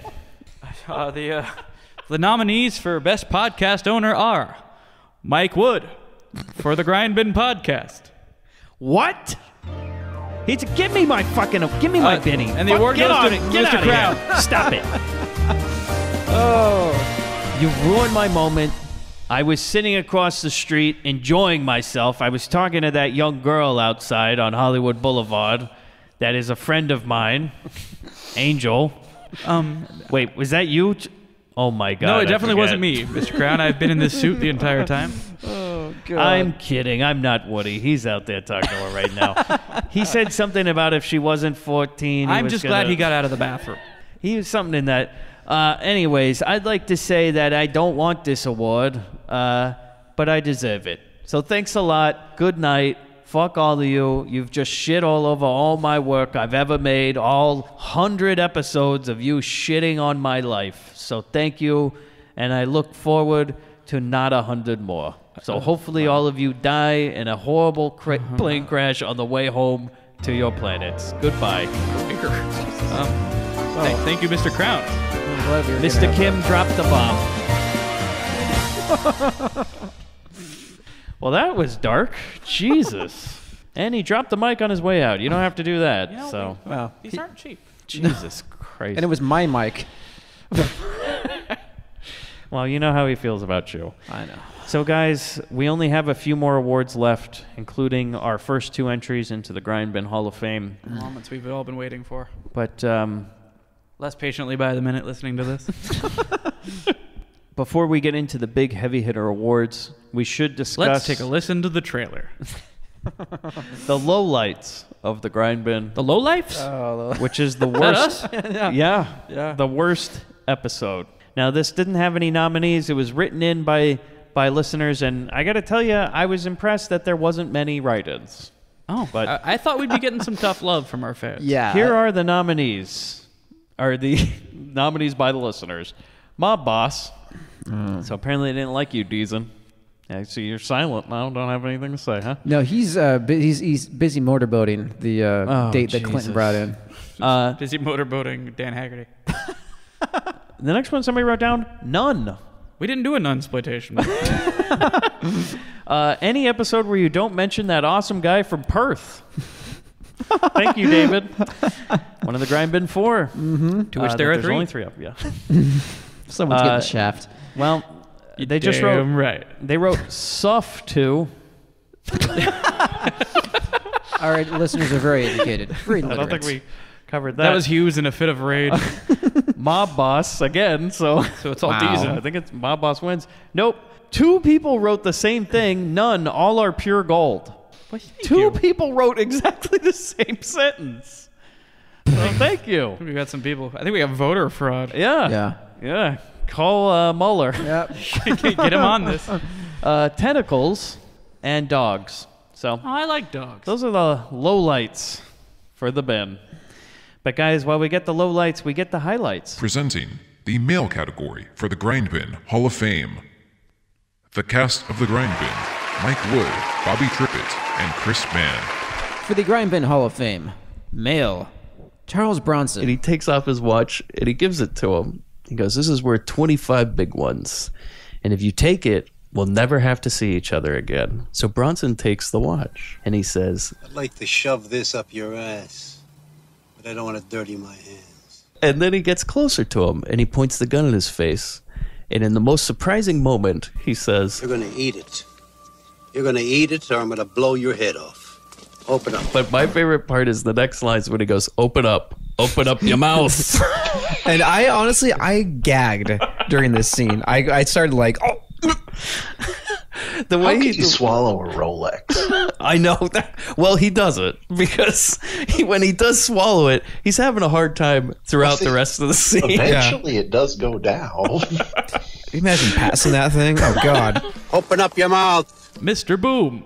I was so happy to see the boom mic. I actually Yeah. texted Mike right when I saw him, like, hey, he's back. We haven't had him forever. My notes have the word boom in all caps. I was also very excited. Grindbin All-Star Mr. Boom. He needs his, Grindbin he needs his All-Star Mr. card. Yeah, Boom. he's gonna get a card too. Mr. Boom got nominated. He's This is the Grindbin Hall of Fame, people. This is a big deal. Well, he's in the fucking front row and a Honestly? fucking tie and everything. I mean, go talk to him. I gotta say, he belongs there as much as anybody else. Huh. Dan Haggerty. So for the longest time during the movie, I still couldn't figure out why they were taking them outside. There was one line of dialogue. Yeah, Dan but Haggerty just that it's colder outside than it is. I think it's colder out there. Which, by the way, no, it isn't. It's a fucking thunder and lightning storm. It's all muggy and shit out there. Not only that, but the colder than room what- they were in is full of ice. Yeah. It's full of negative 300 degree It's a ice refrigerated room. It's gonna stay cold Literally for a a bit. freezer. It's like Haggerty goes, it's colder out there.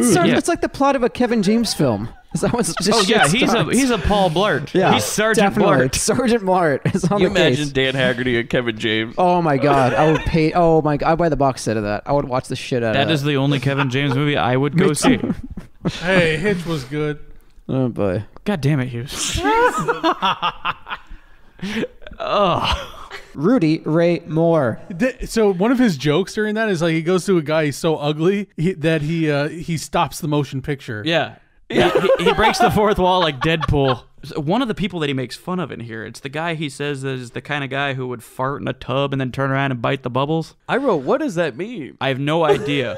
Now, that guy apparently was a friend of Ernie Hudson's, another actor, and they convinced him to come on this, and it was supposed to be like an improvisation. He was supposed to have dialogue back and forth. Rudy shocked him so bad with his material, the guy just sat there with a smile on his face like, what the fuck is happening? And he has no dialogue in this scene. That guy was supposed to like rap with him a little bit, like a guy who could hold his own with Rudy Ray Moore, and Rudy Ray Moore destroyed him with that material. Because he didn't know, what do you do with that? Like, bite the bubble? What the what? I don't know how to do a comeback on that. This is my favorite part. So he is about to jump down this hill. He jumps, rewinds, voices over. Well, rewinds the movie. Rewinds the movie. Rewind. It says instant It replay says on the street. instant replay. He goes, y'all motherfuckers didn't think I would do it. Check out this good shit. And then he does it again. So we watch him jump twice. And Eddie Deason. Okay, so because being in a relationship with Deason is being a doomsday prepper, right? That's, yeah, she's got canned goods in a bag. These days coming. how fucking like end of the line does it have to get when you settle for decent, right? With apologies to if Deason has a significant other right now. I don't think he does. I looked at his Wikipedia and he seems to be single and living it. Again, I'm not going off like Singling and mingling. I'm not going off him personally. I'm going off his characters he plays in movies. Like, Yeah, I almost feel like we need to do that disclabor. We have nothing against him No, as a no, not person. at all. I'm sure he's a man. sweet man. We'd be happy to talk to him. He lives someday. by C's the D's. But Deason the movie personality Oh, can yeah. get fucked. Yeah. Insufferable, this guy. Oh, no. Let this happen. Which one of you fucks did it?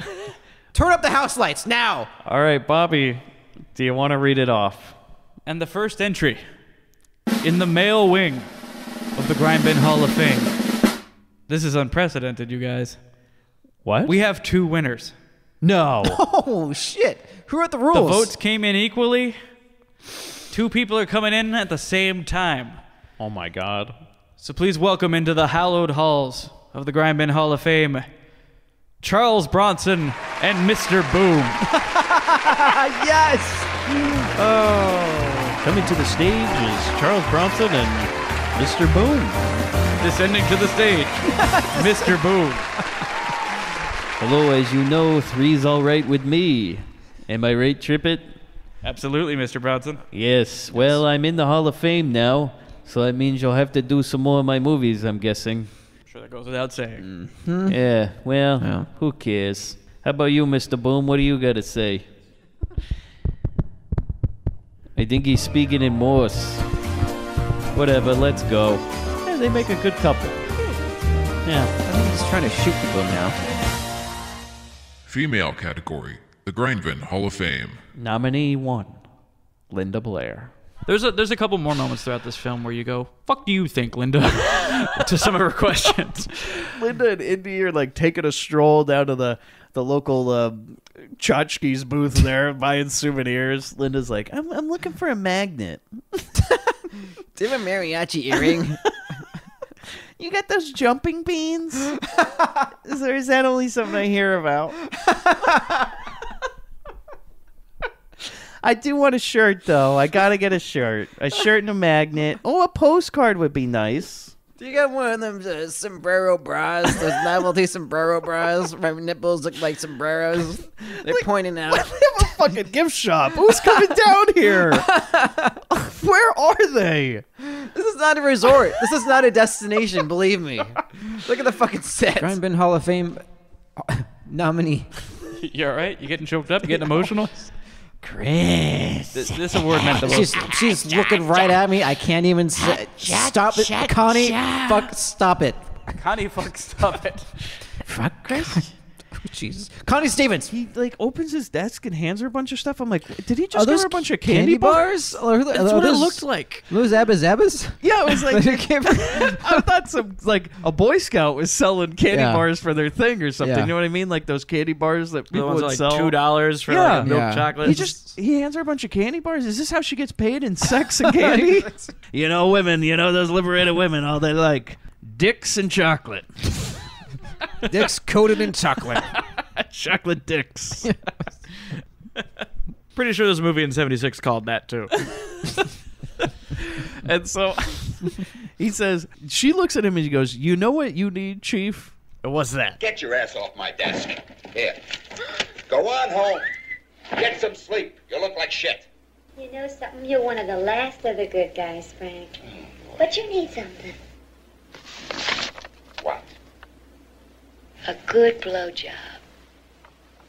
Will you get out of here? We have a report. Peace, Chief. You're a fruitcake, you bitch. What do I smell down there, Chris? Okay. Posh? Okay. Leather interior? Ruth Gordon. This is the hardest part of my job. There's no easy way to do it, but it's got to be done.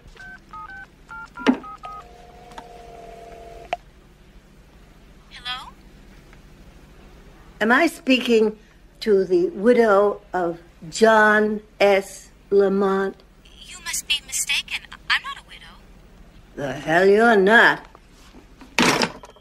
And guys, Pia Zadora. There's a malt shop scene where Frankie's sitting and eating. He's eating French fries, and Pia comes in and talks to him. Well, I'm not going to say he didn't like her, but I don't know that Craig Sheffer necessarily respected her. That's odd. And so he deliberately shoved his mouth full of French fries because the next scene was a big kiss. Oh, yeah. And he wanted to kiss her with a mouthful of French fries. Oh. I don't think I've ever seen a category that was as neck and neck and neck and neck. Chris, why don't you read it? Jesus Christ. Could be one of your girlfriends coming on the stage right now. I'm going to do a few lunges first. Chris, the award for I'm now Grindbin Hall of asking Fame Mr. female. Bronson for a security detail and his gun. I do have my gun, but I do like that Scorchy lady. She's got moxie. Introducing the newest female Grindbin Hall of Fame, Linda Blair. That must have been very difficult for you. You seem so understanding, Mary. And happy. Well, thank you. My friends think that too. What do you mean, think that too? Well, things aren't always what they may seem. Mary, it's none of my business. But are you having problems at home? Well, it doesn't work for me. It's always something, isn't it? I can't live with a drunk. What can you live with? That does it. Fuck you. Jesus. Okay, Have a well. little humility. See, she's happy. Man, I think that's about as well as I could have gone. Yeah. So, guys, we have just a few awards left. We have the big heavy hitters coming up here. The last Coming to the big finish. Few awards.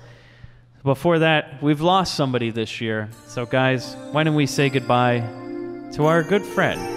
Gone but not forgotten. Rest in peace, Hughes.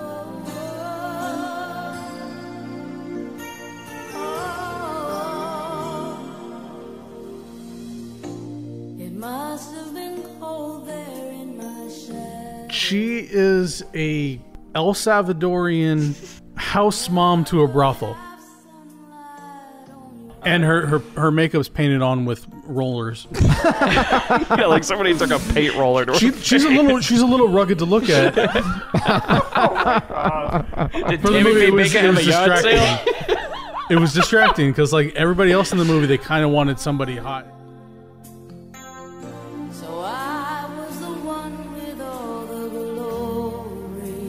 Thought he had crabs once, but I didn't, guys. I swear.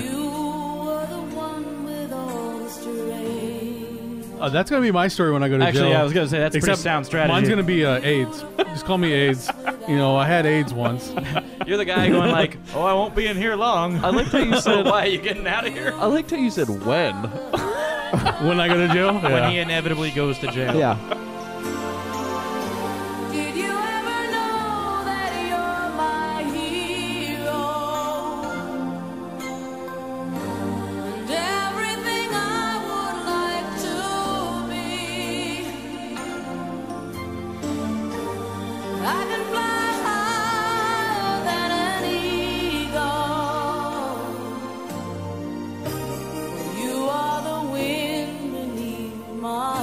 You want to have fun, you go down to the Container store in downtown. Or the Container... from the second this movie starts, I have no idea what's going on. Because, first, it starts with a country harmonica. Okay, I was not expecting you to say that. Yeah. Oh, people can't eat French food that often, man. It's not good. It's funny if you bring a hillbilly to like a steakhouse and they're like, "Oh, what do you want?" And he's like, "I'll take a burger." That's funny because you know they're outclassed. It's a flatbed truck being harassed by two people in Triumph motorcycles. He veered the wrong way.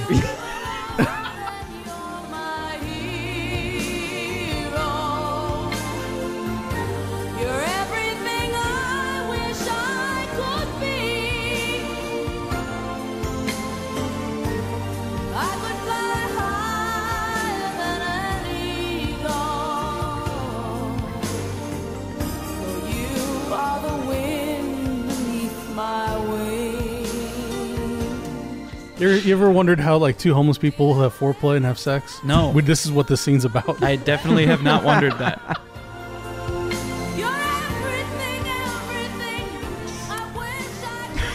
I kissed his corpse forehead. I thought we cremated him. No, as you can see, we have Hughes's corpse on display. Oh, that was him? Then who the hell did we cremate? I thought that was Marlon Brando. Uh-oh. Oh, God. We better wrap this show up quick. As we know, there are good performances and there are bad performances. And to present the award for worst performance, we have... Presenting the award for worst performance, Connie Stevens. Oh, Chris! God damn! Hey! Fuck! Chris, you want to get behind me real quick? Bobby, please, if you want to just stand in front of me and hide my manhood while it's still Trip here. it. You know what you need.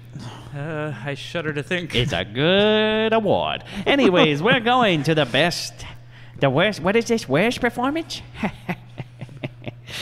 It could never be me, Scorchy. I would never be nominated for this. As you know, Trippet, I get paid in chocolate bars. Oh. And I pay back in blowjobs. So worst performance. I'll let man know. My ears just perked. For the worst performance, first nominee, Eddie Deason, my boss, and Beverly Hills Vamp. Never had a chance to work with Deason, but I could tell you what, wouldn't want to see him under the covers, right? Okay, so apparently Fred Olin Ray drove around town getting the most illegal footage he could of Hollywood. Stolen footage of Hollywood Boulevard. The Derby, the sign, you name it. Everything. And then just told Deason, okay, I'm just going to press play and can you talk over it? Suddenly watching a commentary track. Yeah. Eddie Deason's just like, what else we got here? Let me just talk about it for a second. Yeah. All right. Hey, Deason, why don't you riff a little bit, you know? Hey, what do we got here? What do we got here? Play with it, Deason. Yeah. Give it. All right, ready? Go. Oh my God, a hat. And that's like it. That's about the best we get from It'll him, be too. like, okay, so we'll show like the Chinese theater, and Chris, do your best Deason, just off the cuff, because this is what he does. Oh my God, it's like I'm at the wrong place. Yeah, that was actually funnier than Deason.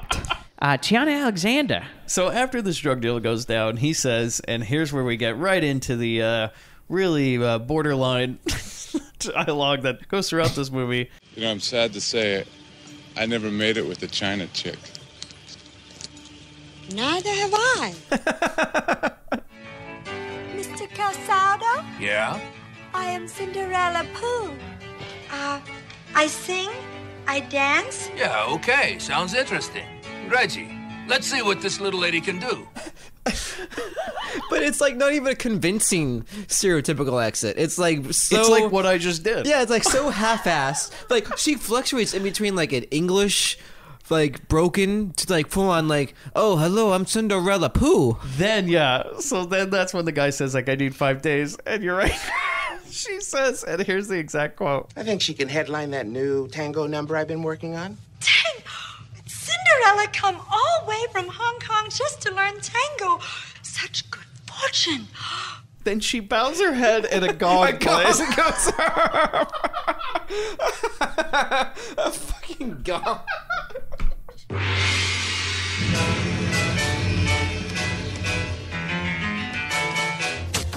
I hear pop sounds. We go see what's happening outside. Go sit down. Pop sounds. Fucking please. Again, like I said, it's like not bad enough that she has literally the worst stereotypical Asian accent. We have to say, oh, a pop sound.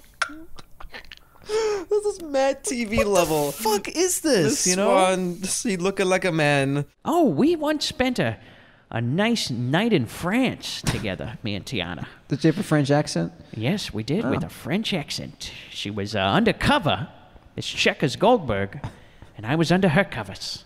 And if you see in that movie, there's a part where she jumps on a man's face and rides it around the room, and let me tell you, it's good times. Pia Zadora for the Rock Aliens. Pia is actually, I'll talk about this on the regular show, is I think the only person that ever won a Golden Globe and a Razzie in the same year. Wow. Wow. She won for a movie that Orson Welles was in. She won for Best New Actress as a Golden Globe and then Best Worst Actress for the Razzie in the same year. Wow. Advantage, right? Yeah. She didn't win the Golden Globe for Lonely Lady? No. Forget the name. It was Butterfly. Oh, yeah. That was the one. It's Butterfly because the costume guy was telling us backstage when we were getting ready that, well, you know that her husband bought that for her. It's not real. Pia would never win that.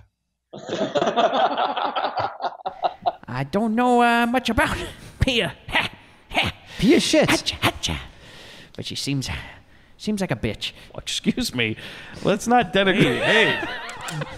I'll say what I want, Mike. We got kids in the crowd. We have at least Mikey out kids. there. There's kids. As many kids are just as many irresponsible parents who brought them. So let's, keep it even keel. Clint Howard, who I've always wanted to meet his brother, for Ice Cream Man. Apparently, to prepare himself for the role, he would scream and yell at the top of his lungs while driving to set every day.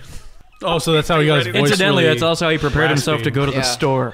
Could you imagine driving To leave around, the house at all. Driving around Los Angeles, seeing Clint Howard going, ah! You pull up at an intersection, you look over at a Datsun, there's Clint Howard. Like the Sam Kinison School of Acting. Definitely a Datsun. Murray Langston, who's a real comic genius. For Up Your Alley and Night Patrol. Because they're like, hey, Linda, where do you sleep? And she goes, I sleep at this church. Oh, which church? And she's looking around at benches, and she goes, St. Horowitz. And he goes, she's Horowitz. Was that Christ's accountant? And I'm like, Murray, that's... Man. Empty shopping cart rolls by in the background. That is not okay, Murray. In a dumpster. The worst joke of the whole movie. Are you talking about the 5-foot bong that he pulls out? Yeah. And then it's like one of those bottles of wine you see in a cheesy Italian restaurant. Yeah. That they hang on the wall. Oh, I thought it was a bong. No, it's like a beer bong. It's like a house wine thing. Oh, okay. And they say, what is that? He goes, a gay wino's dream. And I don't understand it. Because it's shaped like a big phallic object. Because it's a very long phallic thing. Yeah, so after he drinks the wine, he can fuck himself. After you finish that, you could jam this up your alley. Isn't that funny? Yeah, it's great. It's great. I thought you were just calling stoners gay. I didn't know what the hell was going on. And he goes, oh no, now the cops think I'm the killer. And I'm thinking, good, I hope he gets the chair. Fine. I'll gladly handle this miscarriage of justice. Okay, so then we go to a park.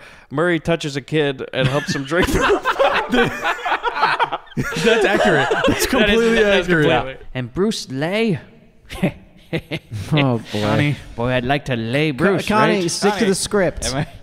All right, for Legend of Bruce Lee. And the Cobra is getting real pissed. And then we watch as Bruce bitch slaps this Cobra a little bit. Did they have a smack sound when he did? Because that would have been great. I don't know if there was. He literally bitch slaps a Cobra a couple times. Like he's like, hey, yeah, like right in its face. Like we're talking like go get your shine box style slap. Yeah, he like open hand bitch slaps this Cobra. So guys, the worst performance goes to. She's rubbing Chris's pants. Can you stop? It's already getting to semi. I don't want full mask. It's Connie. Let me just tell you, Connie, we need Chris, you to focus up real quick. crabs can jump. Oh fuck! Jacuzzis do not help. You're gonna That's how want we that, lost Hughes. You're gonna want to get that shampoo. The worst performance goes to. Oh boy, a double. Eddie Deason from Mob Boss and Beverly Hills Vamp. Another award. Fuck you! Get the fuck off it! Who keeps letting him in here? Hey, how you doing? I just want to say it's not and fuck all you and fuck that girl on Instagram. We taking my fucking screen. Okay, in. Deason. Play him off. Play him off again. Hold on. No, I got you. Stop it. Deason. It's your friend, it's your buddy, Mr. Crown. We got arrested together. We all know what's going on.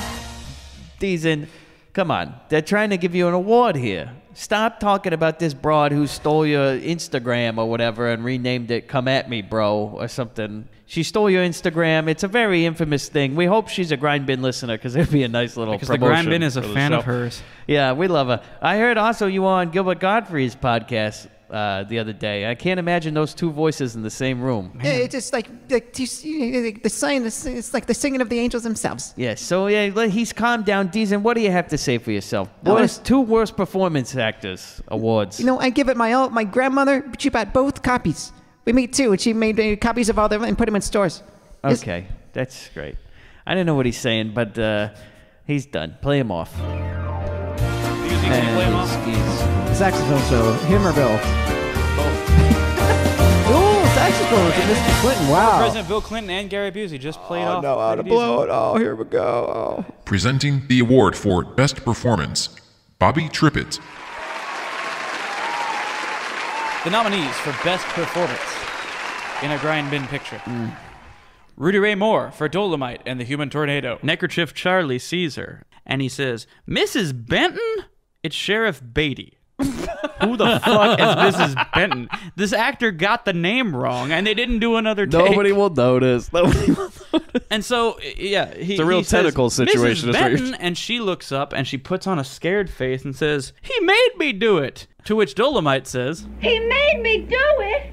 Bitch, are you for real? So one of his jokes during that is like he goes to a guy he's so ugly that he stops the motion picture. Yeah.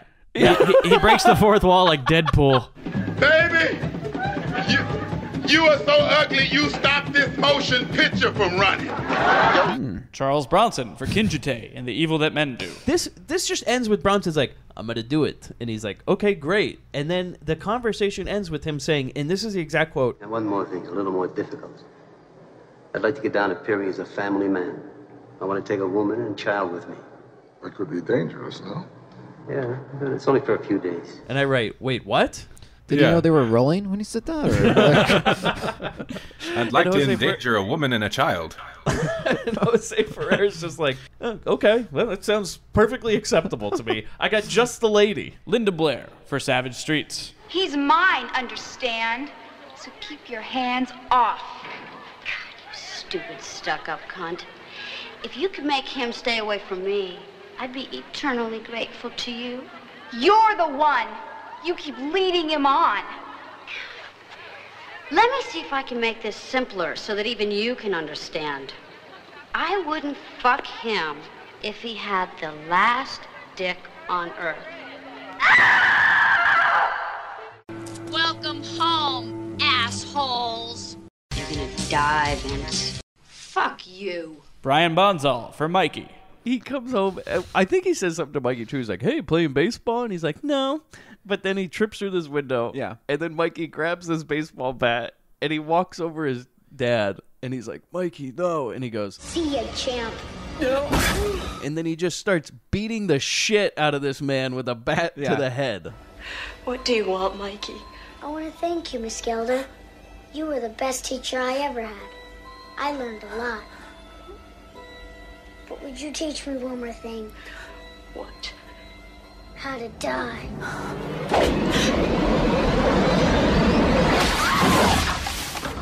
Duke Mitchell, Massacre Mafia style. You know what my father did in the old country? He was a glass blower. He was an artist. He even had the little like Italian finger thing He going. does. I put it up when I did it. He goes, Mike- "He was an artist." For those of you who can't see, Mike did the Italian finger thing. Every time we do something on the show, it's always out. He's an artist. Yeah, if Mike stops talking, it's because he's sitting on his hands. And then he just goes on. He's like, and then he tried to sell the fish on a corner and he got beat. And then he goes to another corner and somebody else hit him over the head. And then another and another. And it took him like 20 beats over the head to figure out he needs to make some friends before he goes to this corner. I wrote he must have been a horrible fish salesman. It doesn't help when you stand there with a fish on your dick. It doesn't really help sell it. Maybe he was trying to blow the fish.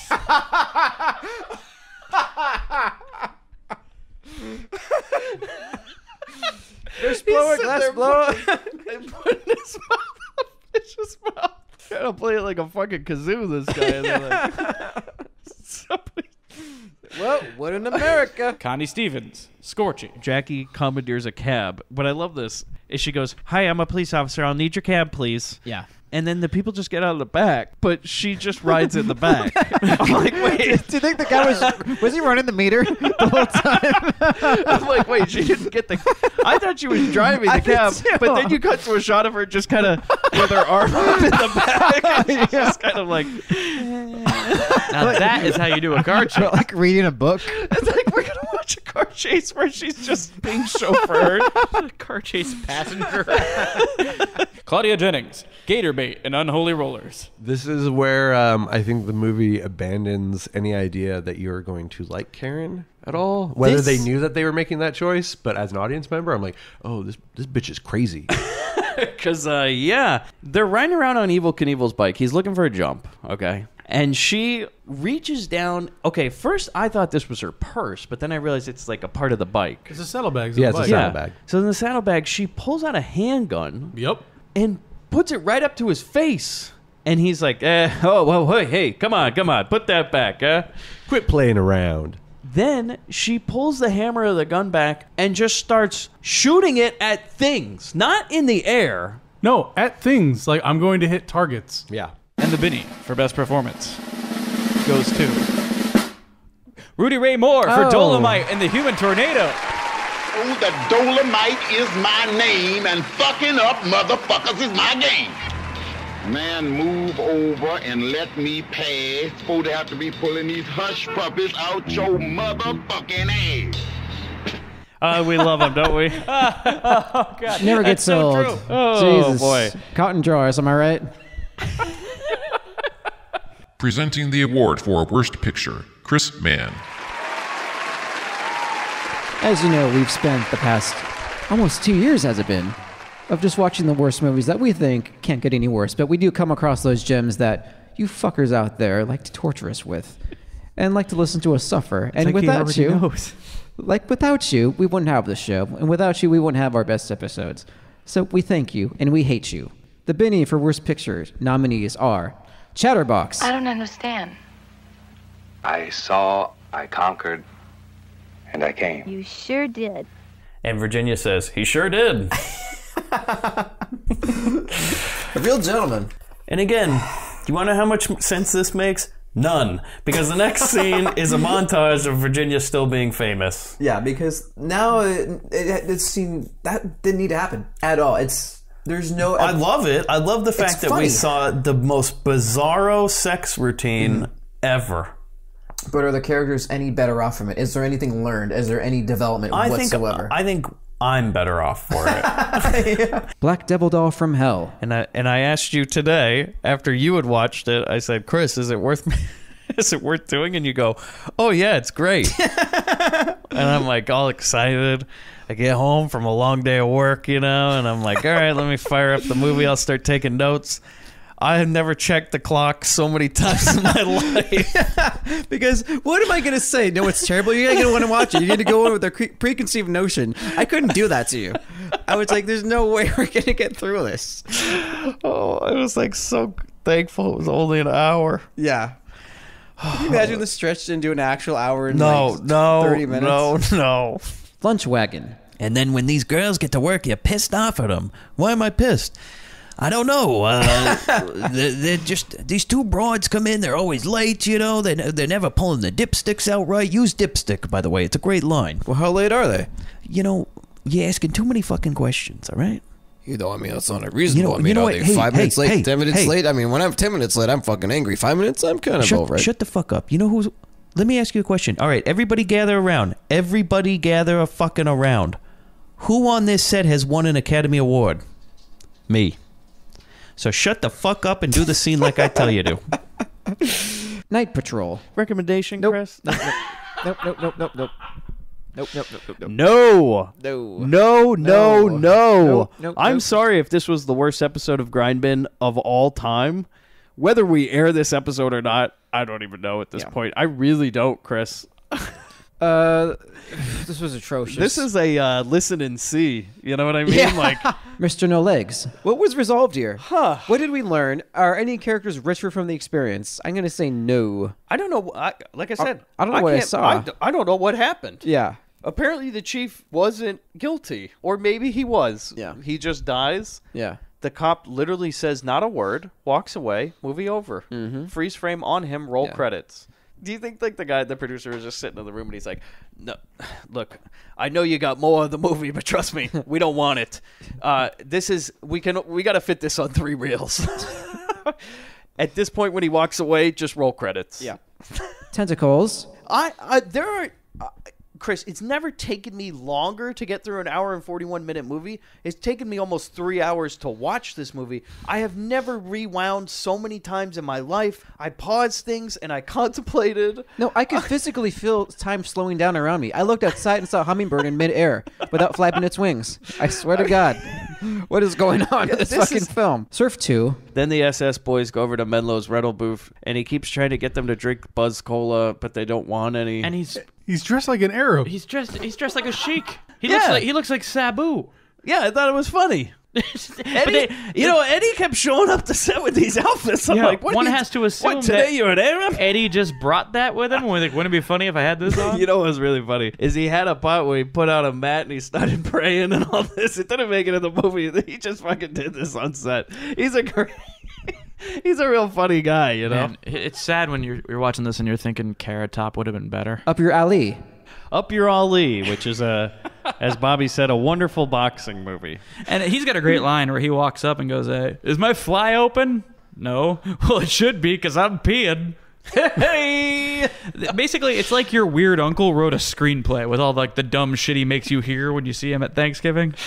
Yeah, that's Murray Langston. Yeah. That's his fucking career. And the envelope is somewhere on the stage. Oh, there it is. Oh, Sarah's getting an upskirt. There you go. Oh, boy. Thank you, Mr. President. And the Binnie goes to Tentacles. Fuck you all. Fuck that movie. Oh, it's me, the director of Tentacles. I didn't even know you were here. Oh, yes, it's me, as you know, I lost the octopus in the bottom of the ocean. And John Huston thought it was a squid. Yeah. It's a very good movie. Yeah, I'm happy for the award. We all heard this before. Yeah. Well, thank you very much. Somebody get that man. He owes me $1 million. Hey, fuck you. Fuck, get that spaghetti. Get him, trip it, go. All right, you boys, you got to get this fucking thing rolling because we only rented this theater for an hour. We are way over. Oh, no. Let me just tell you, they charge by the second when we go over. Yes, sir, Mr. C. Let's power through. They're trying to have a kids' basketball game in here. We got to get out. Yeah. Presenting the award for Best Picture, Mr. Crown. The Best Picture nominees. The Van. One of my favorites that I made. A gem. A long time ago that started this show. Don't blame it on me. You're screwed up already. I mean, would a sane person own a van like this and drive the way you just drove? Yeah, you're right, but it's different now. Sure. No, I mean it. I was never good with girls. I don't know why. I could just never talk to them. I guess that's why I got this van. I figured, shit, man, I'm sure gonna screw a lot of girls. And all of a sudden you come along and it changes. I don't know why, but I just don't feel like playing the game anymore. You know, I never kidnapped anybody before. Hey, you want to go share a joint on the waterbed? Waterbed? Really? I just love waterbed. It's right there in the back. Women. Can I trust you? Can you trust me? Shit. I know how you women get at night. Come on. Hey, how's the game going? All right. Hey, you into vans? Depends. On what? The van and who's driving it. Oh, yeah, well, see that van outside? Yeah, I saw it drive up. Yo, well, it's mine. Hey, you want to go outside and share a joint in the back? Yeah, sure thing. Dynamite. Hey, beautiful. Into studs? Sally Johnson. Come on, just step on the gas before we get creamed. What a set of knockers. The next one, Dangerous Men, by a real semi-Iranian guy who moved here and he made a movie and nobody liked it. And the audio in this part is barely audible, but these lines. Look at that ocean over there. Isn't it absolutely beautiful? Yeah, it is. I bet you can't guess what's even more beautiful. Since you are so sure I can't, you just better tell me. You are! This hooker gives the monologue of her lifetime, which I can do no justice to, so I'm just going to play it right here. Let her roll. Risks. Dangerous streets. My customers, drug dealers, pimps. Who am I afraid of? What might happen to me? It's everywhere. Everybody and everything. I could be killed at any time. Any place. Please.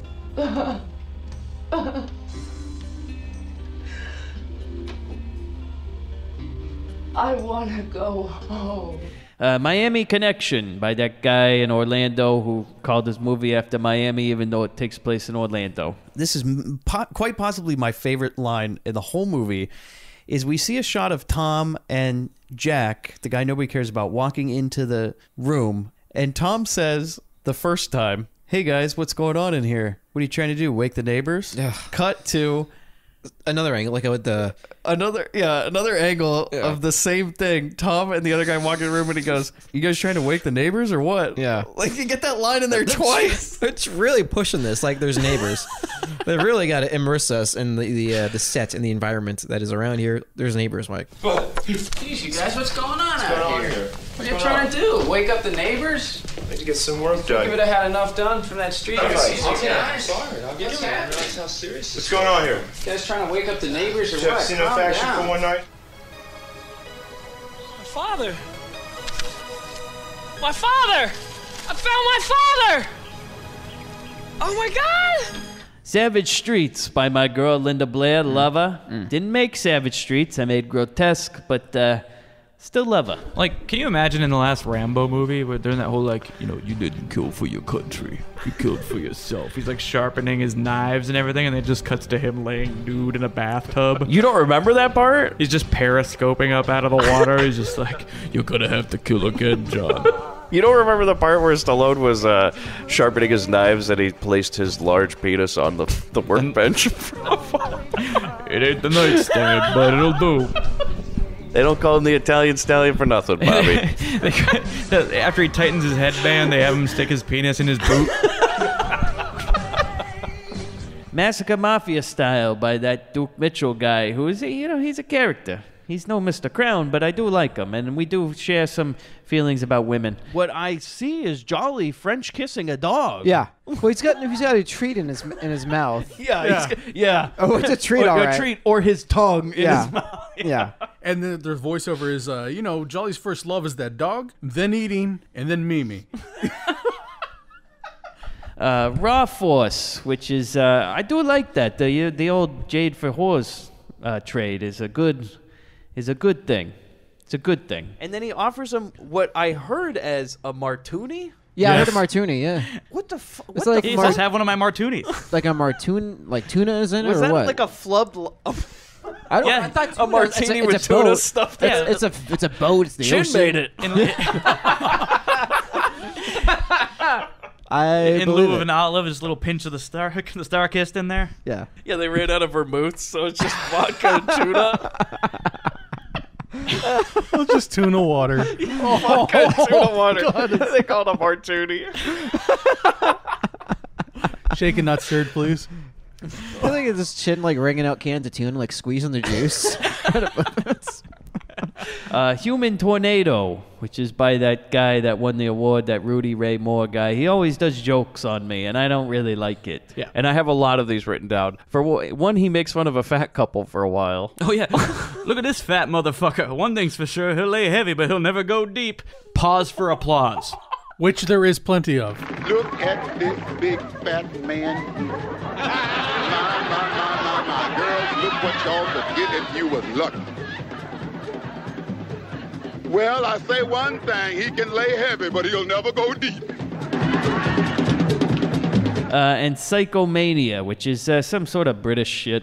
Do you think every day Chop Meat's like, hey guys, how come you didn't come to my gig last night? And they're just He fucking brings up his gig in this movie. If any of you listening are musicians or are friends of musicians, you know that's exactly how that went down. Mm-hmm. You guys are going to come see me, right? Oh, yeah. No. Oh, yeah. No, it's man. you know they're not coming when they go, what time you get the text back, what time do you guys play? That's just like the pity text of like, okay, at least we like extended the, oh yeah, we'll check it out, unquote. Like, why do you check out a show? You either go or you fucking don't. We're going to pop our head in the window and see what's going on. Anyone that says, I'll check it out, fuck you. Whoa! Yes. Shots fired. Yes. Chris Man is Let it As out. a touring musician, lifelong, fuck you, Mr. Mrs. I'll check it out. Go fuck yourselves. You either go or you fucking don't. Thank you. Yes. Mic drop. Woo! Shots fired. I'll check it out. Well, trust me, Chop Meat's getting a lot of I'll check it out. I Why do you think he calls himself Chop Meat? that time when the Angels won the pennant, like I checked it out. I drove around the stadium. I checked it out. Let's get this fucking thing over with. Here we go. Best picture, The Van. Accepting the award is, oh my god. What is that sound? What is that fucking thing? It's running over half the audience. Holy shit, run for your lives. Guys. Die. Here we go. Got me one. Bobby, get the chloroform. Get Scorchy. Get him.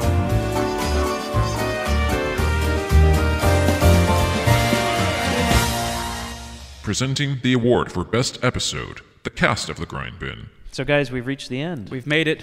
The stage has been destroyed by the Yep. van. Half the audience is dead. Yeah. I mean, they showed up that way. The other half is probably going to be... Oh god, let's just end it. The best episode. Well, obviously it's this one. I think anyone who sat through this whole thing would agree. Oh, boy. But aside from this one, the nominees for the best episode of The Grindbin, as chosen by you, our long-suffering listeners. Episode 9, Blood Diner. And then all of a sudden he turns on the deep fryer. No, we say batter. We don't mean like hit around. Like No. We want people to know No, that it looks like he is you got- pouring batter as like in pancake cooking, batter. Yeah, pancake batter. Because I think we glossed over that too quickly. But if you haven't put it together, they run a restaurant. Of course, they're putting batter on it. Oh, yeah. That's he wasn't beating her. No, because here we are laughing. Good catch.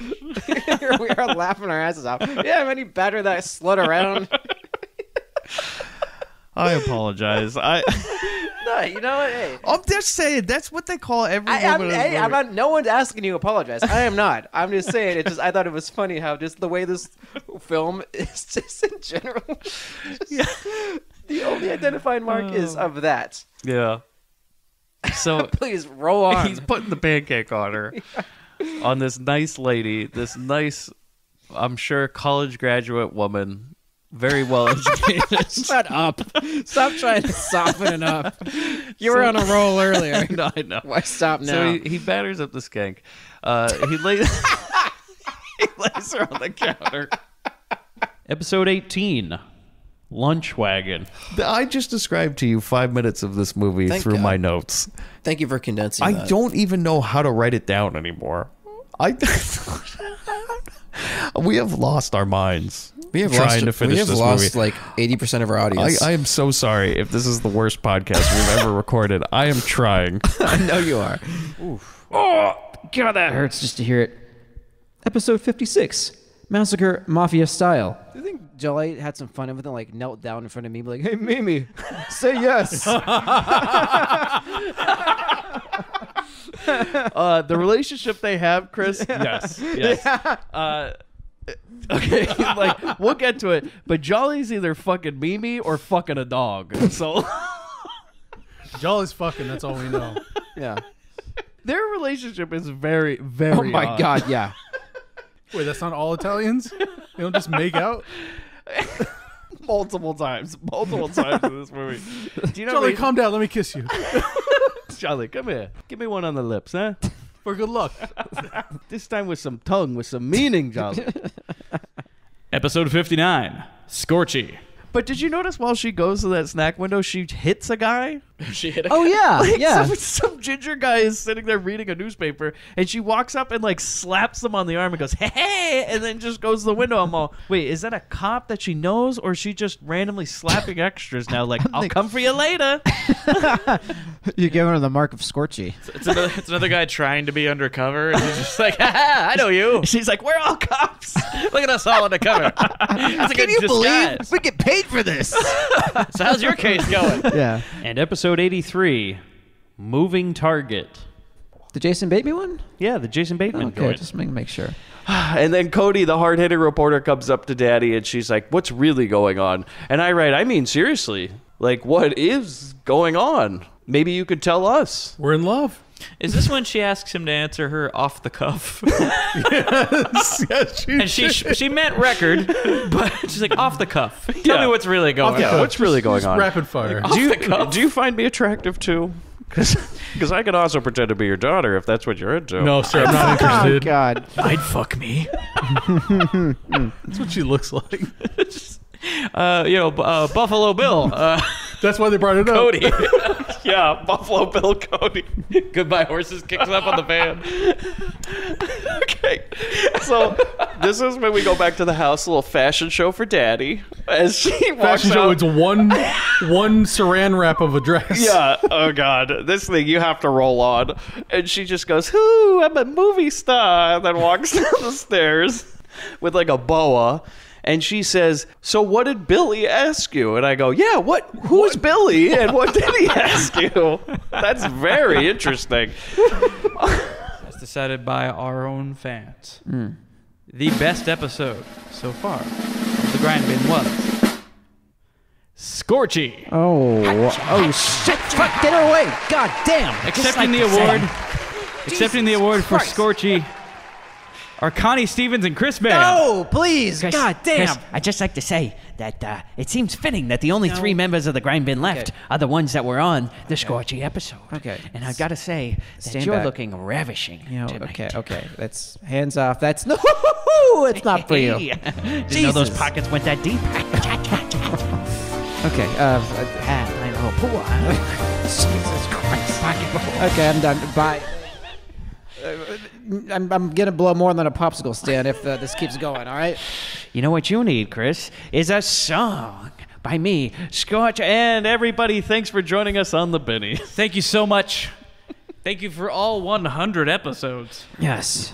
It's been good. I can't believe we've made it that long. It's been a long time. And just like in TV sitcom fashion, we end in a clip show. I'd like to announce now that this is the last episode of the Just kidding. Thanks for joining us. It's the second to the last episode of the Grindbin. We got at least a couple more left. Yeah.